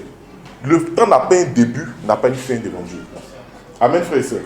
Et c'est pour ça qu'il dit en Psaume 90, verset 2, d'éternité en éternité, tu es Dieu. Il dit encore, Ésaïe 40, verset 8, on ne va pas le lire. Il dit, l'herbe sèche, la fleur tombe, mais la parole de notre Dieu subsiste éternellement. Dieu n'est pas soumis au temps, frères et sœurs. Pour lui, le commencement et la fin sont déjà visibles. Tout est à sa portée. Il a dit aussi en Apocalypse 22, verset 13, « Je suis l'alpha et l'oméga, je suis le premier et le dernier, le commencement et la fin. » Frères et sœurs, nous au contraire, nous sommes temporaires. Nous on arrive, on sert et on part. Mais Dieu par contre, lui, il demeure. Donc le projet de Dieu, frères et sœurs, existera encore même après notre départ. Toi tu vas partir, mais son projet est là. Le projet de Dieu, il est là. Donc tu n'es pas plus important que le projet de Dieu. Donc le relais va toujours exister. Et personne ne vivra assez longtemps, lui seul pour accomplir tout le plan de Dieu. C'est ce que Dieu veut faire là. Toi tu ne peux pas vivre ça pendant juste, tu ne peux pas rester là pour faire le travail jusqu'à voir la fin. Non, tu ne peux pas. Amen. Genèse 12, par contre, quand tu lis tout le chapitre, personne ne voit l'accomplissement total de ce que Dieu veut faire. En réalité, quel est le projet de Dieu? On en vient tout de suite. Quel est le projet également de Dieu? Dieu a confié une promesse à Abraham. Dieu a confié une promesse à Abraham. Et cette promesse-là, elle tient de... C'est comme une forme de stratégie de Dieu par rapport à son projet, ce qui lui tient réellement à cœur. Ce qui tient vraiment au cœur de Dieu, c'est de réconcilier tous les hommes avec lui. Dieu là, il veut récupérer ses enfants. Parce que ses enfants, ce sont les personnes les plus chères à son cœur. Dieu nous aime tellement. Et toute la Bible parle de l'amour de Dieu pour les hommes. Et Satan nous a détournés à travers le premier homme qui était parfait. Et donc Dieu travaille depuis longtemps que le monde existe à récupérer tous ses enfants malgré la force que peut avoir le mal ou le péché. Donc il fait une promesse à Abraham. Il dit à Abraham que ta descendance sera aussi nombreuse que les grains du sable de la terre. Aujourd'hui, bon, ça c'est une autre parenthèse. C'est dans le sein d'Abraham aujourd'hui que peuvent se reposer ceux qui sont destinés à servir avec Dieu. C'est plus profond, je ne vais pas aller sur ce terrain-là, mais vous faire comprendre que la promesse que Dieu a faite à Abraham, elle est en train de s'accomplir. Mais Abraham même n'a pas vu vraiment cette promesse. Lui-même à qui on a promis, il n'a pas vu. Isaac a pris le relais, il a fait le taf. Jacob a fait le taf. Joseph, Moïse ensuite, Josué, puis David, puis les prophètes, les rois. Jésus même, il a fait sa part. L'église aussi est en train de faire sa part. Et toi, tu es à l'église et tu dois faire ta part. Frères et sœurs, le projet traverse les générations. Les serviteurs changent. Mais le projet, il reste. Lorsque nous observons notre vie, frères et sœurs, on a parfois l'impression que tout tourne autour de nous. Nos prières, nos projets, nos responsabilités, nos rêves, nos ambitions, notre travail. Tout tourne autour de nous. Pourtant, la Bible nous enseigne, frères et sœurs, une autre réalité. Dieu était là avant notre naissance. Dieu serait là. Il sera toujours là. Après notre mort, nous sommes des passages et Dieu demeure. Notre vie en vrai, elle est comme une parenthèse dans une histoire beaucoup plus grande. Oui. Vous voyez qu'on fait une dictée aux enfants, non? La dictée, le texte est long. Et puis, pendant le texte, on dit, en parenthèse, il s'assit. Fermez la parenthèse. C'est ça ta vie en vrai. Elle est toute petite comme ça. C'est une parenthèse dans la dictée. Tu es là juste pour le rôle. Donc, tu n'es pas le projet. Tu vois, non? On est des serviteurs du projet. Tu n'es pas l'histoire. Tu n'es pas l'histoire de Dieu. Non. Tu es un élément important dans l'histoire. Tu es juste un chapitre. Et c'est précisément pour ce rôle de chapitre-là que Dieu te fait fonctionner par relais. Donc la question, c'est donc, est-ce que Dieu vraiment a besoin de nous? Est-ce que vous pensez que Dieu a vraiment besoin de nous? Tu vois, au lieu de dire, non, Dieu, il faut faire ceci, Dieu doit faire ça. Ma vie, mes rêves, la vie est dure. Je veux ceci, on ne me donne pas. Pourquoi pour moi comme si je veux me marier? C'est compliqué. Les frères et sœurs là, c'est difficile. Il n'y a pas d'amour dans le royaume. Mon frère, tu n'es tellement rien. Alors là, mais tu n'es tellement rien. Une fois qu'on avait fait un message, il avait parlé un peu de la grandeur du monde. Je vous promets que nous sommes peut-être à 1 milliardième même de la possibilité de comprendre la grandeur du monde. Ça vous explique, il ne serait-ce que même la distance qui sépare notre planète seulement du Soleil. Non mais c'est ahurissant. Sans parler de toute la galaxie, on est tout petit comme ça. On est tellement rien, frères et sœurs. On est invisible quasiment. Vous voyez? Mais imaginez-vous que tout ça consiste à nous aussi petits que nous soyons, à notre bonheur. La seule chose qui importe à Dieu, c'est que nous soyons avec lui. Et c'est ça le plus grand projet de Dieu. Réconcilier toute l'humanité avec lui. Et ça, c'est depuis la Genèse jusqu'à l'Apocalypse. C'est de ça qu'il a dit. Donc Dieu poursuit une seule histoire. Comment tu as fait ta part chaque jour pour que je te réconcilie à Dieu, tout ce qui importe à Dieu. Frères et sœurs, lisons ensemble 2 Corinthiens 5, verset 19. 2 Corinthiens 5, 19. La Bible dit, car Dieu était en Christ, réconciliant le monde avec lui-même, en n'imputant point aux hommes leur offense, et il a mis en nous la parole de la réconciliation. Frères et sœurs, en vrai, tout ce qu'on fait ici, là, c'est de poursuivre le projet de Dieu, qui est de faire en sorte que chaque frère, chaque homme, chaque femme sur cette planète soit réconcilié avec Dieu. Amen, frères et sœurs. Le projet de Dieu, frères et sœurs, c'est de sauver les hommes et les femmes. Tout le reste n'est qu'un moyen. Ton don, tes talents, tes compétences, ta beauté, ton charme, ta richesse, tout ça là, c'est un moyen de Dieu. Il dit, bon, toi, je ne vais pas te donner l'argent. Si tu as l'argent, ce que je veux que tu fasses là, tu ne le feras pas. En tout cas, pour ce moment-là, tu n'auras pas l'argent. Pour toi, si tu te maries maintenant, tu ne feras pas mon truc là. Pas pour le moment. Attendons. Tout à l'heure, il parlait de la saison, des saisons et tout. Vous allez comprendre qu'avec les saisons, justement, Dieu réalise ses plans. Il réalise ses plans. Mais toi, tu es préoccupé par ton bien-être et par ta personne. Alors que tu n'arrives même pas une goutte dans le projet. Tu es une particule. Vous voyez? Dieu, même à la limite, il s'en fout des ministères, des organisations, des pays, des puissances. Non. C'est vrai. Il s'en fout carrément. Il a son plan. Et il suit ça. Je vous dis que le terre comme ça devant lui, il voit où. Dieu ne bâtit pas des villes, il bâtit une histoire. Et c'est là que beaucoup se trompent. D'autres pensent que leur vie là est plus importante que le plan de Dieu. La question que tu dois te poser, mon frère, ma soeur, quel est le projet de Dieu pour ma vie? Tu vois, c'est pas Dieu fait quoi pour moi? Non, mais quel est le projet de Dieu pour ma vie? Quelle place ta vie occupe-t-elle dans le projet de Dieu? Regardez un peu ce qui s'est passé avec Moïse. Moïse n'entre pas à Canaan. Pourtant, qu'est-ce qu'il a fait? Il a délivré Israël. Et vous savez dans quelles conditions il a délivré Israël? De la façon la plus belle, c'est vrai, mais la plus, on va dire presque difficile, très complexe, pas évidente. Et c'est un gars comme ça, qui quitte de nulle part pour venir délivrer le peuple d'Israël. Il affronte Pharaon. Il ouvre la mer en deux. Jusqu'à aujourd'hui, les gens n'ont pas réussi à prouver ça. Ils disent que ça n'a pas existé. Ils vont faire pareil avec le fait que Jésus ait sué du sang dans le jardin là, de Gethsémani. Mais plus tard, des scientifiques ont fini par comprendre que ouais, c'est un effet, c'est quelque chose qui se produit en forte angoisse. On leur laisse du temps. Au fait, eux, ils n'ont pas assez de temps. Mais ils vont comprendre. Moïse a divisé la mer en deux.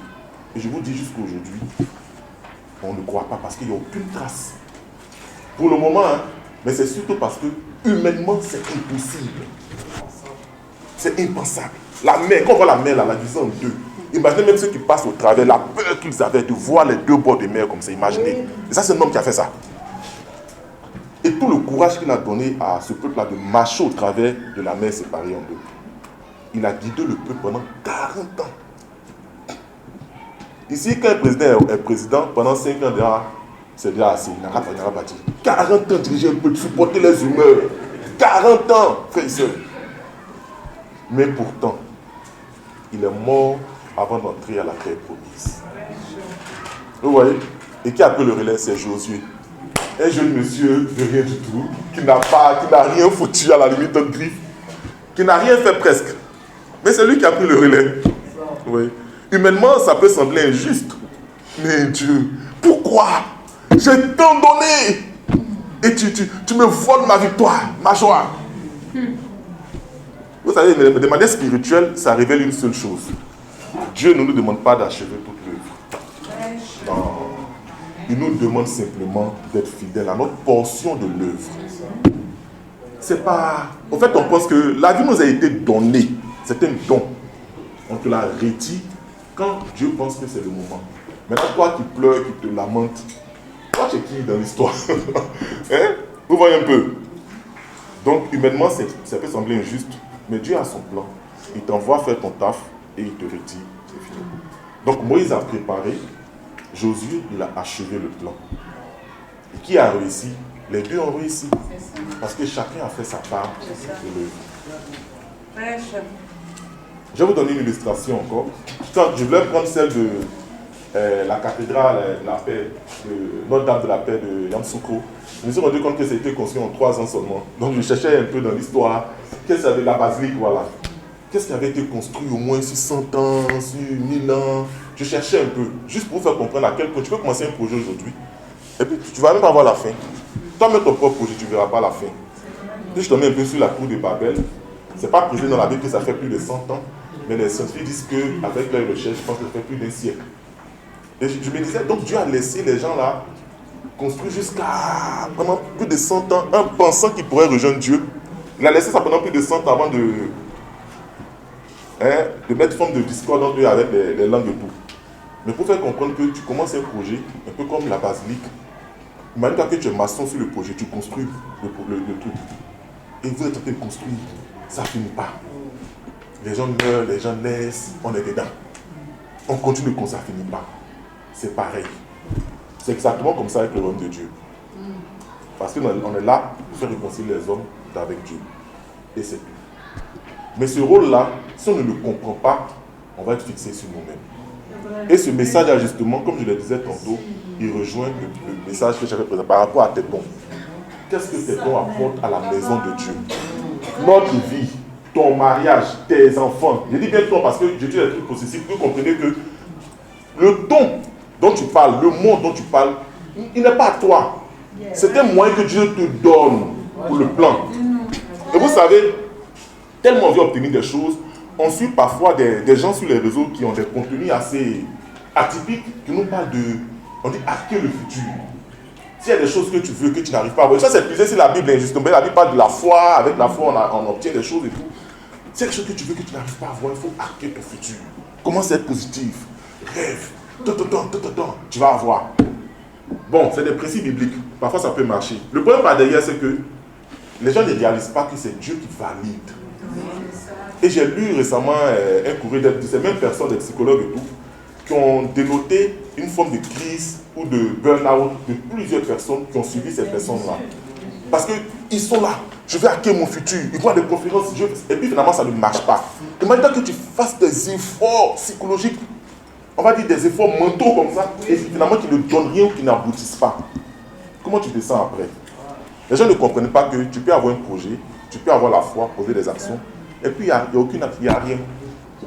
Tu peux ne rien faire, tu es là, et puis on t'offre une opportunité. Ça même. On t'offre une opportunité même. Voilà. Donc récemment, depuis quelques jours, j'y pensais moi-même parce que il y a quelque chose que je voulais depuis, on va dire, quasiment 2 années, sur laquelle je travaille, et ça n'aboutit pas. Et j'étais très frustré. Et puis on a passé un temps pour nous, quelque part, on partageait un peu nos attentes, qu'est-ce qui nous épuise, et j'ai partagé ça. Frères et sœurs, depuis quasiment 2 ans, on va dire même 3 ans, je cherche un autre boulot que le boulot que j'occupe aujourd'hui. Et en fait, le boulot que j'occupe, il ne me passionne pas. Il ne me passionne pas et je n'ai pas l'impression de me déployer. J'ai l'impression de faire du sur-place. Et ma femme le sait très bien, ça a volé ma joie à tellement de fois. Mais moi-même, je coach des gens sur comment obtenir du travail. Moi-même, je fais. Puis ça marche, hein. Mais j'ai passé des entretiens. Et c'est des entretiens, même quand tu vois que le nouveau même, mais ils ne m'ont pas appelé. J'ai passé 2 fois, 3 fois des entretiens. Je me suis formé. J'ai pris des certificats. J'ai tellement investi sur moi. Frères et sœurs, depuis 3 ans, parfois j'arrive jusqu'au bout comme ça avec le DG. Ça m'échappe, ça me glisse entre les doigts. Il fait un temps, je me suis dit que c'était spirituel. Il y avait quelque chose qui ne marchait pas. Au début, la raison pour laquelle je voulais changer le boulot, c'était que ça me prenait trop de temps et que je n'avais pas le temps pour l'église et tout ça. Après, c'est devenu un problème d'ambition, d'avoir plus d'argent. Après, c'est devenu un problème maintenant de m'épargner. Une chose est certaine, je n'obtenais pas et je n'avais pas le boulot. Et j'allais de... Et Jean-Philippe un peu le sait et tout. C'était vraiment compliqué, je vous avoue. Et puis, depuis quelques semaines, l'esprit m'a ramené à comment j'ai obtenu même le boulot en lui-même, celui que j'ai aujourd'hui et dont je me plains. Frères et sœurs, je ne me souviens même pas avoir postulé. Je n'ai même pas postulé. Ils m'ont envoyé une invitation sur LinkedIn, j'ai accepté, je suis allé à un entretien. Je n'ai fait aucun effort et je suis là. Et je me suis plongé sur le boulot que j'avais avant même celui-là, c'était pareil. J'avais postulé une offre une fois et puis j'ai oublié. Donc on avait fait un test et puis ils m'ont pas rappelé. J'ai oublié franchement. Et un an après, ils m'ont dit après le test, il est sorti deuxième sur la liste. Donc le premier qui est venu pour le boulot, il a eu une autre opportunité. Donc eux, ils ne relancent pas un nouveau test. Ils prennent le second. Donc si le second est disponible, qu'ils viennent. C'est comme ça qu'ils m'ont rappelé. C'est comme ça que j'ai eu celui que j'avais avant celui-là. Donc je suis là et ça venait. Je n'ai pas vraiment fait de gros efforts. Vous voyez, juste pour vous dire que c'est Dieu qui t'a donné. Et il t'a donné ça pour un moment. C'était pour son rôle. Ce boulot-là, quand je l'ai eu, ils m'ont donné une forme d'assurance qui m'a permis de soigner mon fils Melvin. L'examen des nous a coûté près de 6 millions à Farah. Tout ce que j'ai payé, ça s'appelle 300 000. Je vous donne les chiffres pour que vous compreniez à quel point, si ce n'était pas Dieu, je ne pas pu permettre de faire ça. Frères et sœurs, les assurances qu'on nous donne au boulot, on te dit que tu dois payer 20%. Ce boulot-là m'avait une assurance de 100%. C'est le premier boulot qui me donne 100% d'assurance. C'est le premier. Parce que tout ce que j'avais jusque-là, on dit non, tu as 20%, 80%. C'est le premier boulot qui me donne 100%. Et Dieu me l'a donné à cause de mon fils Melvin. Parce qu'il y a tellement de soins que la soin ne prend pas en charge. Imaginez-vous un seul instant une opération au cerveau. Et je comprends plus tard à quel point c'était important. Ce blanc m'a permis de revenir sur Abidjan, de faire venir ma femme, de me stabiliser avec ma famille et tout. Et ça n'a jamais été facile. Mais s'il n'y avait pas ce boulot, ça allait être plus compliqué. Frère et sœur, je vous épargne tous les détails. Mais pour dire que ta vie n'est tellement rien. Et tout ce que tu vis là, ce n'est rien. Donc arrête de te comparer parce que tout ce que tu vis là, c'est Dieu. Il te donne ça pour son rôle, pour son but. Donc la question que tu dois te poser, comment je peux servir pour faire avancer le projet de Dieu? C'est pas, moi je veux ceci. Non, tu n'es pas là pour te faire plaisir, mon frère, ma soeur. Tu es là pour le projet de Dieu. Donc s'il réalise à un moment donné que ce que tu veux là t'empêche de faire son projet, il va te donner. Mais s'il est convaincu que ça ne va rien t'apporter par rapport à ce qu'il ne te donnera pas, donc tu gagnerais pour mieux t'épanouir à dépendre de lui et à le laisser gérer. Amen, frères et sœurs. Venons maintenant au dernier point qui est la pérennité de l'œuvre de Dieu. Aujourd'hui, j'espère que j'ai fini même avant le temps. Je serai très content de réussir ça. Donc, le troisième point, c'est la pérennité de l'œuvre de Dieu. N'oubliez pas, on a parlé de la transmission, du fait que ça implique une responsabilité individuelle. Tu dois jouer ta part. Et au dernier point, on va maintenant parler de la pérennité. Quand tu joues ta part, qu'est-ce qui se passe réellement? Avant de parler de ce qui se passe, frères et sœurs, Dieu prépare toujours avant de remplacer. Il assure toujours la relève. Quand tu fais ta part, il y a aussi un autre aspect de ta part que tu dois voir. Qui te remplacera quand tu ne pourras pas faire? Parce que le projet doit continuer. Et quand on observe bien les Écritures, on découvre, il y a quelque chose quand même d'assez étonnant qu'on découvre. Dieu ne remplace presque jamais quelqu'un sans avoir préparé d'abord son successeur. Exactement. Parfois, tu peux rester là jusqu'à ce que Dieu trouve quelqu'un pour te remplacer. Observez un peu avec Saül. Il avait commencé à se détourner. Dieu l'a averti que j'ai quelqu'un là-bas dans les champs. Il arrive. Mais ça ne s'est pas passé aussitôt. Il a pris le temps de former David dans les champs. Qu'est-ce qu'il a fait avec David? Il a enlevé la peur en David. En ce temps-là, être un roi, c'est être capable d'affronter, d'aller à la guerre, d'affronter des peuples, de remporter des victoires, de conquérir des terrains. Et il fallait quelqu'un qui ait ce courage-là de faire avancer les choses. Donc ce qu'il fait, il prépare l'enfant qui est dans les champs. Et qu'est-ce qui se passe? Imaginez-vous sur l'instant quelqu'un qui grandit dans un environnement où il voit un lion. Et tout de suite, son réflexe, c'est de se battre. Donc en temps normal, nous humains, quand on voit un lion, on fuit. Non, lui dans sa tête, il voit un lion, il se place aussi. Il se sent capable de se battre avec un lion, une panthère. Et il gagne le combat. Et Et Dieu fait en sorte que cette confiance en lui-là lui donne quand même de ne pas avoir peur de quelqu'un ou de quelque chose. En fait, Dieu a préparé ta vie pour la relève. Ça a pris le temps que ça a pris. Saül n'a pas eu le temps de se repentir. Il ne s'est pas repenti de toutes les façons. Mais Dieu a révélé David au bon moment. Regardez un peu avec Moïse et Josué. Pareil. Moïse a préparé Josué. Avant même la mort de Moïse, Josué était là. Et il avait été choisi. On peut lire ça en Nombre 27, verset 18. La Bible dit, « Prends Josué, fils de Nun, homme en qui réside l'Esprit de Dieu. » Et quand on observait la vie de Josué, pendant des années, Josué a observé. Il a appris. Il a servi aussi. Il a accompagné. C'est Nombre 27, verset 18. Quand Moïse disparaît, le peuple ne se retrouve pas. Vous avez remarqué une fois, Moïse est parti sur le montagne rencontrer Dieu. En bas, ils ont fait une statue en veau. Il n'y a pas de direction, eux se perdent. Donc il fallait quelqu'un capable d'influencer leur attitude.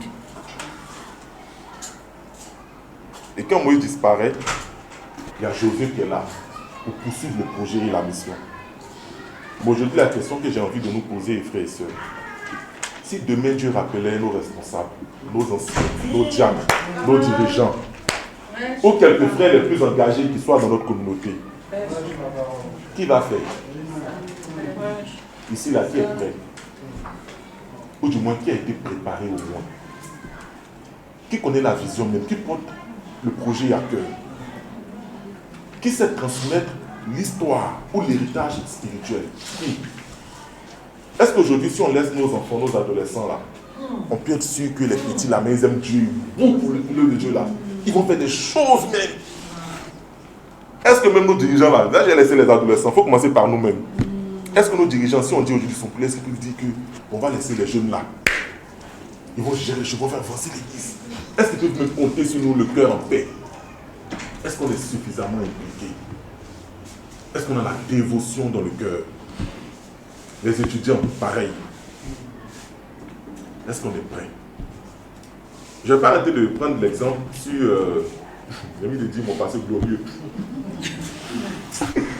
Quand on était disciples, jeunes disciples, vraiment, il faut qu'on se batte pour retrouver notre prière en vie. Que ça implique qu'on ait une vie en temps d'ici. N'arrêtons pas de nous battre pour retrouver notre premier amour pour Dieu. Frère et sœur, je me souviens, quand j'étais encore jeune, disciple dans la foi, sans me vanter, je pouvais faire venir dans un baka au moins 5-6 visiteurs dans le baka. Je vous promets. Et ce n'est pas quelque chose qui se fait une fois. Tous les dimanches. On allait prêcher 2 fois par semaine. Et ça, c'est sans, on prenait pas, on marchait. J'étais à Jesco et je marchais pour aller au Toit Rouge. Vous connaissez le Pougon là, essayez d'imaginer. Jesco, puis je porte jusqu'à Toit Rouge. On a été en prêche là-bas jeudi à 19h. Même en classe des Améchis là-bas. On avait DB samedi à 15h. On finit, on prêche. Vous voyez un peu, chaque dimanche, lune de moisson. Et puis dimanche, même après le culte, après les réunions, on étudie la lettre des gens. Le soir, souvent il y avait des réunions le lundi ou le dimanche, on des dirigeants et tout. Mais on avait une nuit de moisson, soit le lundi, soit le dimanche. On chauffait le bois, on avait 4 cassines par terre, par mois. Non, le feu. Les gens me pouvaient s'asseoir, on gère le culte. Aïe, on organise le culte, j'ai dit bien des adolescents. Et on a continué jusqu'à la nuit du Seigneur, après étudiants. Ils s'asseyent, ils laissent les jeunes là gérer. On gère le culte. Tellement bouillant, qu'à un moment ils ont commencé à faire des ministères où il y a eu le ministère des étudiants central. Voilà. Parce qu'on devenait nombreux, on avait la flamme et tout. Mais qu'en est-il today? C'est quoi aujourd'hui? Est-ce qu'aujourd'hui, les gens peuvent à la limite même passer à autre chose? Et puis nous, on poursuit la vision, on poursuit le rêve. Ça intéresse qui aujourd'hui? Frère et sœur, qui s'intéresse? Pendant longtemps, Élisée a marché derrière Élie. Il a regardé comment Élie a fait. Il a appris. Il a absorbé. Et quand il est passé, il a assuré la relève. Le jour où Élie part, la mission continue. Le ministère continue. Et qu'est-ce qu'on remarque? Élie sort plus grandi. Parce que sa mission n'a pas été seulement de faire des miracles et tout ça, mais ça a été surtout d'assurer la relève. Vous voyez, ici, je mets en avant deux choses. Le fait que c'est une responsabilité pour les devanciers de préparer la relève, mais c'est encore une plus grande pour ceux qui doivent assurer la relève de s'impliquer un peu plus et de mieux s'y préparer. C'est des deux côtés. Jésus et les 12, ils ont suivi Jésus. Mais avant, Jésus les a choisis. Il a mis en place un plan de formation. Il les a orientés, dirigés. Il a mis en place tout un système et une organisation. Mais les 12 se sont impliqués. Avant, ils ont abandonné tout pour suivre Jésus. Ils sont restés quand bien même il y a eu des tribulations. Et ils ont fait le taf. Amen, frères et sœurs. Une œuvre qui dépend d'un seul homme est fragile. Une œuvre qui forme les disciples, elle par contre, elle est durable. On ne peut pas compter sur une seule personne. Et pour la toute petite expérience, tout récent là, avec la fête de nos mamans, habituellement on voit le Jack Sèche qui faisait beaucoup de choses à la fois. Et quand on a discuté, on a échangé, mon Jack, pardon, ça laisse tel, mais le Jack il est tellement serviable. Non, laissez gérer ça. Non, laissez faire des collades. Non, laissez gérer la boisson. Non. Qui va faire, mon Jack? Tu peux se dire qui va faire. Et je vous assure que dans les coulisses, il y a eu tellement de personnes qui sont intervenues que c'est l'une des rares fois que j'ai eu l'impression qu'on n'a rien organisé même. Et puis tout s'est fait quasiment dans les derniers jours. On n'a rien fait. Moïse de l'autre côté, il a géré tout ce qui est cadeau, tout ceci. Donc toutes les idées qu'on a pu avoir, on a confié à Moïse. Moïse a géré le jour J. La boisson, il faut voir le frère Désiré. Tout s'est fait, on n'a pas fait grand chose. En fait, en moins d'une semaine, tout est mis en place. Mais parce que tout le monde a joué une partition. Aussi simple, nous sommes une communauté. À quel moment ceux qui doivent porter le fardeau de toute la communauté, il faudrait simplement 2 ou 3 personnes. Alors le drame de nombreuses communautés, et ça c'est une réalité, qui certes est difficile, mais c'est quelque chose de vrai. Certaines communautés grandissent, tout comme nous aujourd'hui, l'Église du Christ, on a grandi. Nos doyens sont là. Ils ont, on va dire, ils étaient comme la racine. Ils ont implanté les valeurs, les convictions solides. Et ils peuvent témoigner qu'à leur temps, non mais laisse avec les convictions. Aujourd'hui, les standards qu'on permet, on ne peut pas se le permettre avant. Donc ils ont bâti l'Église. On va dire en plus de 30 ans, voilà ce qu'on est devenu. Plus de 2000 membres. Bon, on est fatigué de ce nombre, parce que c'est la poche de 2500 membres. Voilà. L'Église a cru. Ouais, il faut qu'on passe à 5, il faut qu'on change de 2500. Vivement. Et ça s'est fait rapidement. Mais aujourd'hui, on stagne. C'est dommage de le dire, mais on stagne. Et rassurez-vous, hein, c'est pas exceptionnel. C'est comme ça le parcours de plusieurs communautés. Quand ça commence, au bout de 2 ans, 3 ans, 4 ans, 5 ans, le mercure chute et puis parfois il n'y a plus rien. Tu passes là même, la communauté a fermé. C'est fini. Les mouvements qui durent dans le temps mettent en place un système de pérennité. C'est comme les grosses banques. Non, elles ne sont juste pas là pour donner du travail, pour gagner de l'argent, non. Elles s'assurent qu'avec cette ressource ou pas, non mais la banque elle continue de gagner de l'argent. Elle continue d'évoluer. Donc quand tu rentres dans la banque, on t'explique déjà les stratégies, les procédures et tout ça. Donc toi, ta vie et ton travail là, c'est un élément dans le lot. Tu n'es pas plus important que le projet de la banque elle-même. Parfois, on veut que tout soit pour nous. On est tellement dedans qu'on ne réalise pas que non, ce n'est pas ta banque, ce n'est pas pour toi. Tu n'es qu'un élément. Donc, plus tu comprends ça, tu es fixé sur la portée de ta mission et tu l'as fait correctement et tu passes à autre chose. Et donc, la question que je pose aujourd'hui, frères et sœurs, notre église stagne. Et c'est pour 2 raisons principales. Parce que côté transmission, on n'est plus en train de poursuivre les rêves. Individuellement, on ne se sent pas responsable. Il y a beaucoup ici parmi nos frères et sœurs, et je reviens au message que j'ai fait la dernière fois. On est tellement talentueux. On fait de ces choses dans le monde. Tellement on est talentueux. Mais quand on est à l'église, on se réserve. Mais c'est où tu as fait ça? Ce que tu fais là, je vais dire, l'impact que ça a, ça aurait pu avoir cet impact dans la même communauté où tu es à l'église. Vous voyez, on n'est pas suffisamment responsable pour comprendre que l'église dépend aussi de chacun de nous. Quand on parle par exemple de construire la maison de prière, tout à l'heure Samuel disait que il a vraiment ça à cœur et il veut que ce soit le cas pour tout le monde.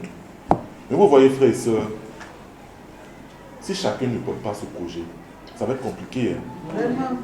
Ça va être compliqué. Et je me dis que c'est peut-être une épreuve même, finalement. Peut-être que Dieu le fait pour que chacun se sente responsable de cela. Quand on organise des événements, il y a toujours des gens qui ne veulent pas donner.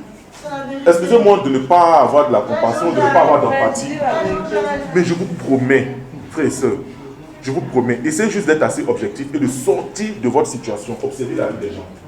Des gens vivent de ces défis, de ces difficultés, vous n'avez pas idée. Et si chacun peut regarder ses problèmes, il ne va pas pouvoir donner. Frère, c'est ma petite expérience que moi-même j'ai et que je vis avec certaines personnes qui ont de certaines conditions. Non, mais les gens ont des problèmes. Vous les voyez dans des voitures, dans des grosses cylindriques, mais ils ont de ces problèmes, vous n'avez pas idée. Le gars, il est assis dans sa voiture. Mais je vous promets qu'il est plus endetté que vous pensez qu'il n'a de ressources. Parfois, tu as juste des crédits de 10 000, de 50 000. Lui, il doit des millions. Et lui, on peut le mettre en prison. Lui, il a fait une signature quelque part là-bas. Là. On veut taper à la porte chez lui demain matin. Lui, il ne dort pas. Oh, où tu dors? Comment tu dors? Lui, il ne peut pas fermer l'œil. Il a peur. Mais tu vois, sa vie, ça chaîne comme ça. Quand on dit donnons là, frère et sœur, donnons. Non. Ma femme est ceci.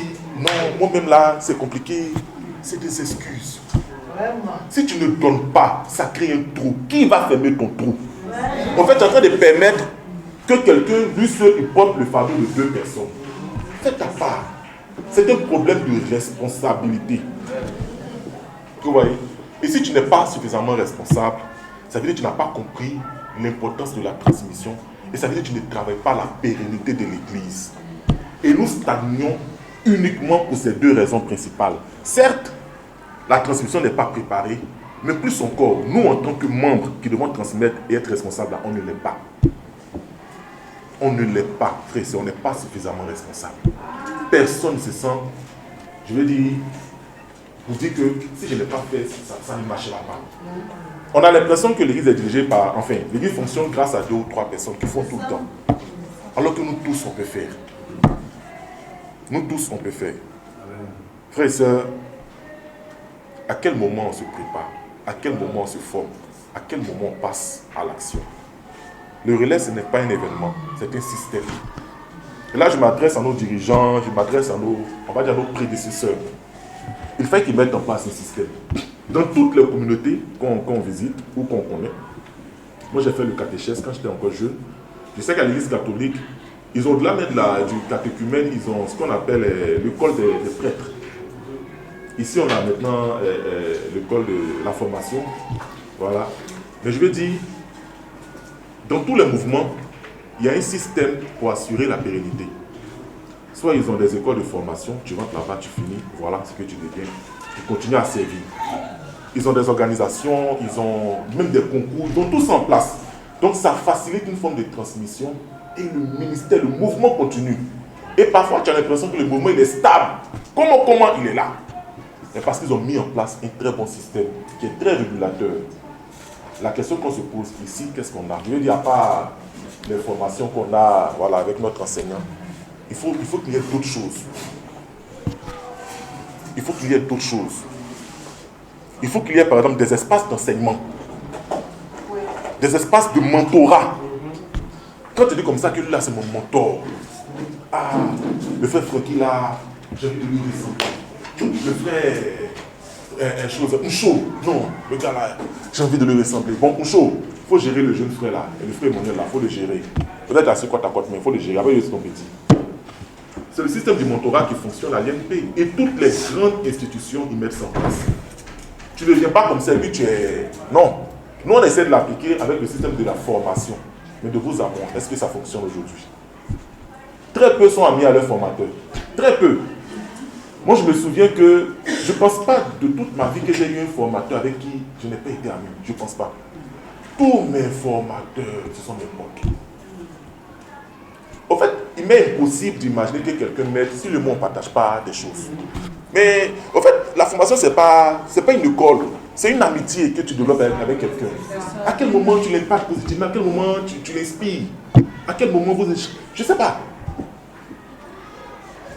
Ouais, vous passez du temps, vous vous encouragez, vous vous formez, Voilà. C'est comme ça que tu grandis. Vous voyez un peu. Mais le système du mentorat qu'on a voulu appliquer à travers le passage de la Bible en Matthieu 28-19 avec qui parlait de la formation, on ne l'applique pas tant que ça aujourd'hui. Les frères ne font pas la formation. Les formateurs aussi sont fatigués. Et la fameuse phrase, où j'ai envie de même dire la fameuse excuse. Moi, je forme 2, 3, 4, 5, 10 personnes. C'est vous qui devez venir à la formation. Si vous regardez vers tout cela, ça fait 10 rendez-vous. Alors que si chacun vient, c'est 1. Donc, ça vous de venir vers moi.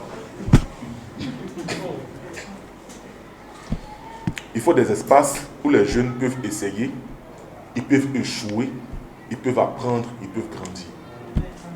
Quand on regarde nos classes des enfants, frères et sœurs, il n'y a rien là-bas. Moi, je demande toujours à mon fils. Et ça, c'est une habitude que j'ai gardée. Même quand j'allais les chercher à l'école, je leur demande toujours. Et donc, vous avez fait quoi à l'école? Mia, vous avez fait quoi à l'école? Et puis, c'est toujours comme ça que commencent nos échanges. Qu'est-ce que vous avez fait à l'école? Et puis, ils me partagent.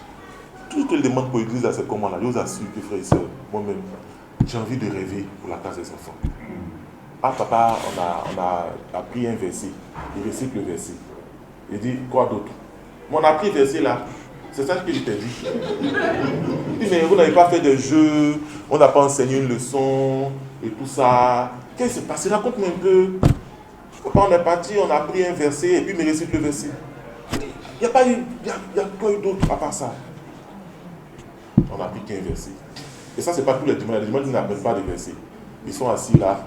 Ils sont juste assis. Et je vous raconte un peu, moi, mon époque, quand on prenait les enfants à la classe, il y avait un programme qu'on suivait. Les feuilles venaient. Malheureusement, on copiait un peu tout de l'autre côté, alors que c'est des choses que nous, on peut mettre en place. Au moins, il y avait un programme qu'on enseignait aux enfants. On respectait ça. Et dans ce programme, tu n'avais pas seulement que l'enseignement. Tu avais aussi des trucs de jeu, des astuces et tout ça. Donc, on jouait, on faisait des concours. Et les enfants étaient animés et épanouis tout le long de l'année. Moi, je ne me souviens pas que j'ai eu du répit.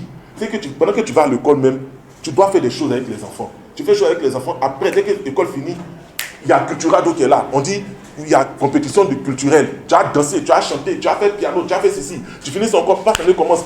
Vous devez... Non, mais on n'avait pas de répit. On bougeait, ça bougeait. Mais aujourd'hui, nos enfants là, qu'est-ce qu'ils savent réellement de Dieu? Qu'est-ce qu'on a crié, suscité en eux? Il y a même le cadre où ils sont même, ça laisse à désirer. On n'apprend pas dans ces conditions là. Pourtant, eux, c'est la relève de demain. Que ce soit on reste là à parler des problèmes, on ne finira pas. La solution, elle est globale, universelle, c'est vrai. Elle concerne tout le monde, mais elle te concerne toi d'abord. Amen. Psaume 78, 5 à 7. Je suis à ma fin, je suis à la conclusion. Psaume 78, 5 à 7. Il a établi un témoignage en Jacob. Il a mis une loi en Israël.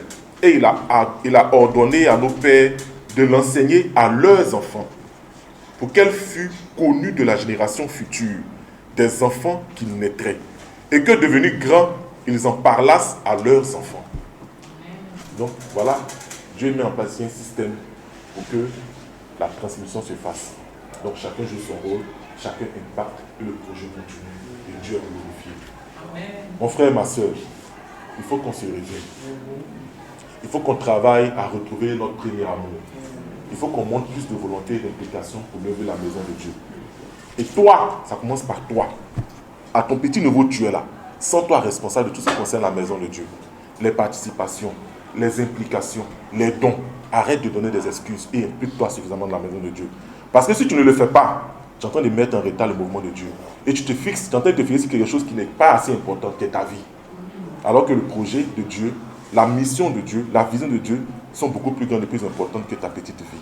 Mon frère, ma soeur, réveillons-nous et faisons avancer notre Église. Amen. Que Dieu nous bénisse. Frères et sœurs, c'est important qu'on sache qu'est-ce qu'on est, pourquoi Dieu nous a envoyés sur terre, pourquoi Dieu a fait de nous disciples de Jésus. Et mon frère, que Dieu te bénisse. Je pense que ce message-là, on doit le reméditer. Et frères et sœurs, surtout se repentir. Amen, frères et sœurs. C'est un message de repentance. Parce que nous tous, nous sommes concernés. Ces 3 points nous concernent tous, sans exception. Donc vraiment, frères et sœurs, il faut que nous soyons dans le projet de Dieu. Il faut que le relais soit effectué, afin que l'œuvre de Dieu continue. Amen, frères et sœurs. Je suis là pour les annonces, frères et sœurs, pour finir. Frères et sœurs, dimanche prochain, je m'appelle Franck Ballier, pour ceux qui ne me connaissent pas, je sais que je vais les inviter. Dimanche prochain, frères et sœurs, nous serons de retour ici, amen. Mais voici les dispositions pratiques. Voilà. On aura 2 cultes dimanche prochain. Voilà. Le premier culte va concerner tous les mariés à partir de 8h30. Tous les mariés à partir de 8h30. Voilà, nous serons ici. Voilà. Et après, il y aura le culte. On finit les mariés, c'est de 8h30 à 10h30. Et après, nous, les étudiants et les célibataires vont prendre le relais. Voilà, pour le culte spécial, Agapé, amen. Est-ce que les étudiants sont dans la salle? Amen. Voilà, les étudiants et les célibataires, voilà, vous aurez votre culte Agapé, suivi d'une dette géante, amen. Voilà, donc préparez-vous. Voilà. Et les mi-semaines, on va se retrouver ici tout le TPM, voilà, chaque mercredi, comme nous le savons, à partir de 19h. Voilà. Toujours les mariés, temps de prière de tous les mariés à Adiao.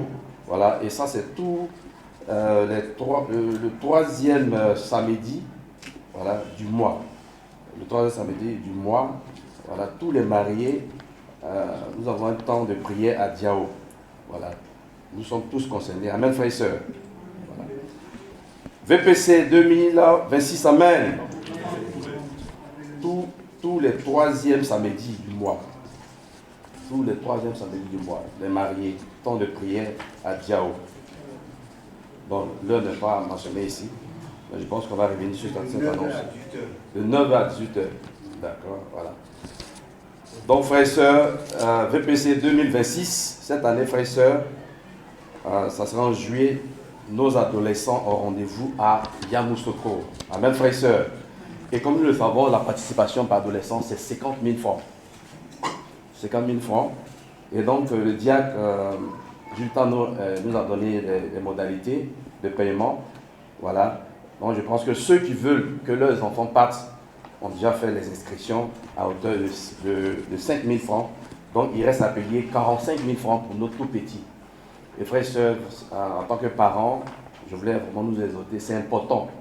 Voilà, tout à l'heure, on vient de nous parler de la transmission.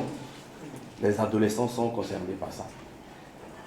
Et cette année, Dieu a décidé qu'ils puissent partir à Yamoussoukro pour pouvoir, ne serait-ce qu'un temps, soit peu, se fixer sur le Christ. Amen, frères et sœurs. C'est important. 50 000 francs, c'est rien devant ce que ton enfant va recevoir sur le plan spirituel. Amen, frères et sœurs. Si tu veux que ton adolescent, ton enfant soit disciple de Jésus, Dieu va te donner ça. Amen, frères et sœurs. Donc, payons maintenant, parce qu'il y a une organisation qui est mise sur pied, et donc c'est le moment de payer les 45 000 francs pour les parents qui ont inscrit leurs enfants. Et il faut voir d'autres diacres, Jultano, amen, voilà, pour pouvoir s'acquitter des 45 000 francs. Une annonce concernant la génération Yael. Voilà. La génération Yael, Déborah, invite toutes les personnes qui sont qui les visitent ce matin à une brève réunion suivie d'une collation à la fin du culte au fond de la salle. Amen. Réunion de toutes les sœurs, sans exception, juste après le culte avec la dirigeante Esther Mappé. Amen, les sœurs. Amen. Voilà. Après, nous avons quelques sœurs de prière. Continuons toujours de prier pour notre maman Alima, pour notre frère Solotové Alexandre, pour notre frère Babi Thomas et notre sœur Ginette. Amen, frères et sœurs. Nous savons que la prière d'un juste a une grande efficacité. Amen, frères et sœurs. Donc prions jusqu'à ce que Dieu leur apporte sa guérison. Nous devons aussi prier pour... nous savons qu'actuellement, il y a une vaste opération de déguerpissement dans tout l'Abidjan. Et frères et sœurs, nous devons prier pour nos frères et sœurs, pour ne pas que cela les touche. Mais particulièrement, prions pour notre frère Obodo. Voilà, Obodo, notre frère Obodo habite au campement. Et il se trouve que le déguerpissement est passé à côté de sa maison. C'est-à-dire que quand ils sont arrivés, juste à côté de sa maison, ils sont arrêtés. D'accord? Mais ce qui se passe, c'est qu'il a mis ses affaires dans une école à proximité. Donc, il nous demande de prier pour ne pas que lui il soit concerné par cette opération. Amen, frères et sœurs. Voilà. Et aussi, prions pour nos frères et sœurs, nos enfants, candidats du bac. Voilà. Je pense que c'est eux qui doivent maintenant... voilà. Ça sera le mardi 17 juin. Retenons la date, mardi 17 juin. Voilà, on a nos candidats qui doivent, n'est-ce pas, affronter le bac. Donc, prenons le nom, on a 3 candidats cette année. Zabou Gédéon, Zo Emilia et Zo Trésor. Voilà, donc, comment? Une nièce de Madame Tano. Elle s'appelle comment? Voilà, donc, Ivana, la nièce de Madame Tano. Donc, voilà, ça fait 4 noms. Donc, frères et sœurs, prions jusqu'à ce que nous obtenions 100% de résultats. Amen, frères et sœurs. Nous avons des bonnes nouvelles, amen. Avant d'annoncer les bonnes nouvelles, frères et sœurs, prions pour ce sujet-là qui est vraiment important, l'obtention de notre lieu de culte. Amen, frères et sœurs. Je sais qu'on prie, mais continuons de prier. Notre Dieu est fidèle. Parce que c'est vraiment important. Comme vous le constatez, nous avons commencé encore une série de déplacements. Frères et sœurs, ce n'est pas vraiment aisé. Mais une chose est sûre, c'est que Dieu est fidèle. Amen, frères et sœurs. Soyons courageux, mais prions pour que Dieu puisse nous donner un lieu de culte. Amen. Voilà, un lieu même, quand on va quitter ici, un lieu où on va être fixe pour continuer nos cultes. Amen, frères et sœurs. Jusqu'à ce que nous ayons notre lieu propre. Une école, voilà. Frères et sœurs, il y a une annonce voilà, que j'ai failli oublier. C'est une mauvaise nouvelle. Notre maman, Nicole Célébédé, a perdu sa mère. Donc, frères et sœurs, prions, appelons-la pour l'encourager. Le programme n'est pas encore connu, mais nous pouvons vraiment l'appeler pour l'encourager. Nous savons que ce n'est pas facile. Amen, frères et sœurs. Bonne nouvelle, amen. On va finir par ces bonnes nouvelles. Il y a la première bonne nouvelle, c'est que notre frère, ça a été déjà dit, notre petit frère Jean-Enoch, le fils de l'évangéliste, notre évangéliste a soutenu son mémoire de fin d'année, donc de fin de cycle, le DTS, Banque, Finance et Assurance, à l'INPHB. Et c'était le jeudi passé, à Yamoussoukro. Il a obtenu la note 15,5 sur 20. Amen. Voilà. Bien bon. Et frères et sœurs, il y a un sujet de prière. Nous devons continuer à prier pour qu'il puisse obtenir une bourse pour entamer le cycle ingénieur. C'est ça? Amen, frères et sœurs. Donc, on prie pour lui. Dieu étant fidèle, nous savons qu'il va avoir la bourse. Amen. Les galas, amen. Est-ce que les mariés sont là? Amen. Les mariés, on a IRE 2026. Qui est chaud? C'est pas tout le monde. Je vois les mariés qui ne sont pas les mêmes. Frères et sœurs, ce gala concerne tous les mariés sans exception. Amen. Nous savons qu'il fut des années antérieurement, on n'a pas eu de gala. Donc ça, c'est le gala de renaissance. Amen. Amen. Et Abel est là. Abel, est-ce qu'on peut te voir? Lève ta main comme ça. Voilà. C'est 110 000 francs, frères et sœurs. Voilà. Comme Tôt vient de prêcher, il faut participer, n'est-ce pas, à l'œuvre de Dieu. Ça fait partie de l'œuvre de Dieu aussi. Amen. Il faut payer un peu. Quand on dit 110 000, c'est effrayant, n'est-ce pas? Mais si tu payes un peu, tu vas voir que tu vas écraser ton but. Amen, frères et sœurs. Parce que tu ne dois pas rater IRE 2026. Amen. Marié, c'est important. Donc c'est 110 000 francs, voilà, pour les mariés, à remettre à notre frère Abel. Les étudiants, c'est 10 000 francs. Adolescents, 10 000 francs. Et puis voilà, je pense que, voilà. Donc voici un peu les sommes que nous devons payer. Donc préparons-nous, ayons ces sommes-là en tête. Toute l'église est concernée pour le gala de fin d'année. Amen. On va finir par une bonne nouvelle avant de prier. Avant de prier, c'est qu'il y a Madame Cho, notre soeur Madame Cho, voilà, qui a fêté 1 an de plus. Est-ce qu'elle est dans la salle? Amen. On va chanter pour elle. Amen. Amen. 1, 2 et 3. Joyeux anniversaire. Joyeux anniversaire. Joyeux anniversaire. Madame Cho. Joyeux anniversaire. Que Dieu te bénisse. Que Dieu te bénisse. Que Dieu te bénisse. Madame Cho. Que Dieu te bénisse. Amen. Bon anniversaire. Frères et sœurs, si pour faire nos annonces, on va baisser la tête et prier pour dire merci à Dieu. Prions donc. Seigneur notre Dieu, Seigneur notre roi, nous voulons te dire merci. Merci Père pour ce message, Seigneur. Père, que je peux appeler message de repentance, Seigneur. Parce que Papa, comme nous le constatons, Père, nous avons arrêté la mission. Et notre évangéliste est passé maintes fois ici, Seigneur, pour nous le répéter, Seigneur. Père, il a même dit que, et c'est ce qui est réel, depuis le début de l'année, nous n'avons pas beaucoup porté de fruits, Seigneur. Et Seigneur, pour une communauté chrétienne, Papa, c'est anormal, Seigneur. Et Seigneur, voici la cause qui nous a été donnée, pour ne pas dire les causes. Père, nous avons cessé la transmission, Seigneur. Père, pardonne-nous, Seigneur, notre Dieu. Aie pitié de nous, Seigneur, notre Dieu, et donne-nous de nous réveiller spirituellement. Parce qu'en réalité, Seigneur, sans la transmission, Père, ton œuvre ne peut aller de l'avant. Père, aujourd'hui, si nous sommes chrétiens, c'est parce que, Père, cette transmission s'est bien déroulée. Père, avec, Père, les disciples, Papa, primitifs, Seigneur. À notre tour, Père, nous n'allons pas arrêter, Seigneur, cette transmission. D'ailleurs, même, personne ne peut arrêter ton œuvre. Mais, Seigneur, si tu nous fais partie, si Papa, tu fais de nous, Père, des êtres, Seigneur, à prendre part à cette œuvre, ce n'est pas privilège, ce n'est pas plus grâce, Seigneur. Oui, Père, ne ratons pas cela, Seigneur. Aide-nous, Seigneur, à revenir à toi. Aide-nous, Seigneur, à vivre, Seigneur, notre premier amour, Seigneur. Père, oui, Seigneur, c'est tellement doux, Seigneur, Père, de demeurer dans ton amour, Seigneur, ton œuvre. Parce qu'en réalité, quand tu écoutes le message de notre frère To, Père, le monde, en réalité, est fade, Seigneur, notre Dieu. Tout ce que nous voyons, Seigneur, Père, comme il a dit, Papa, est périssable, Seigneur. Tu peux avoir une voiture neuve, Seigneur. Et 2 mois plus tard, elle devient une épave, Seigneur.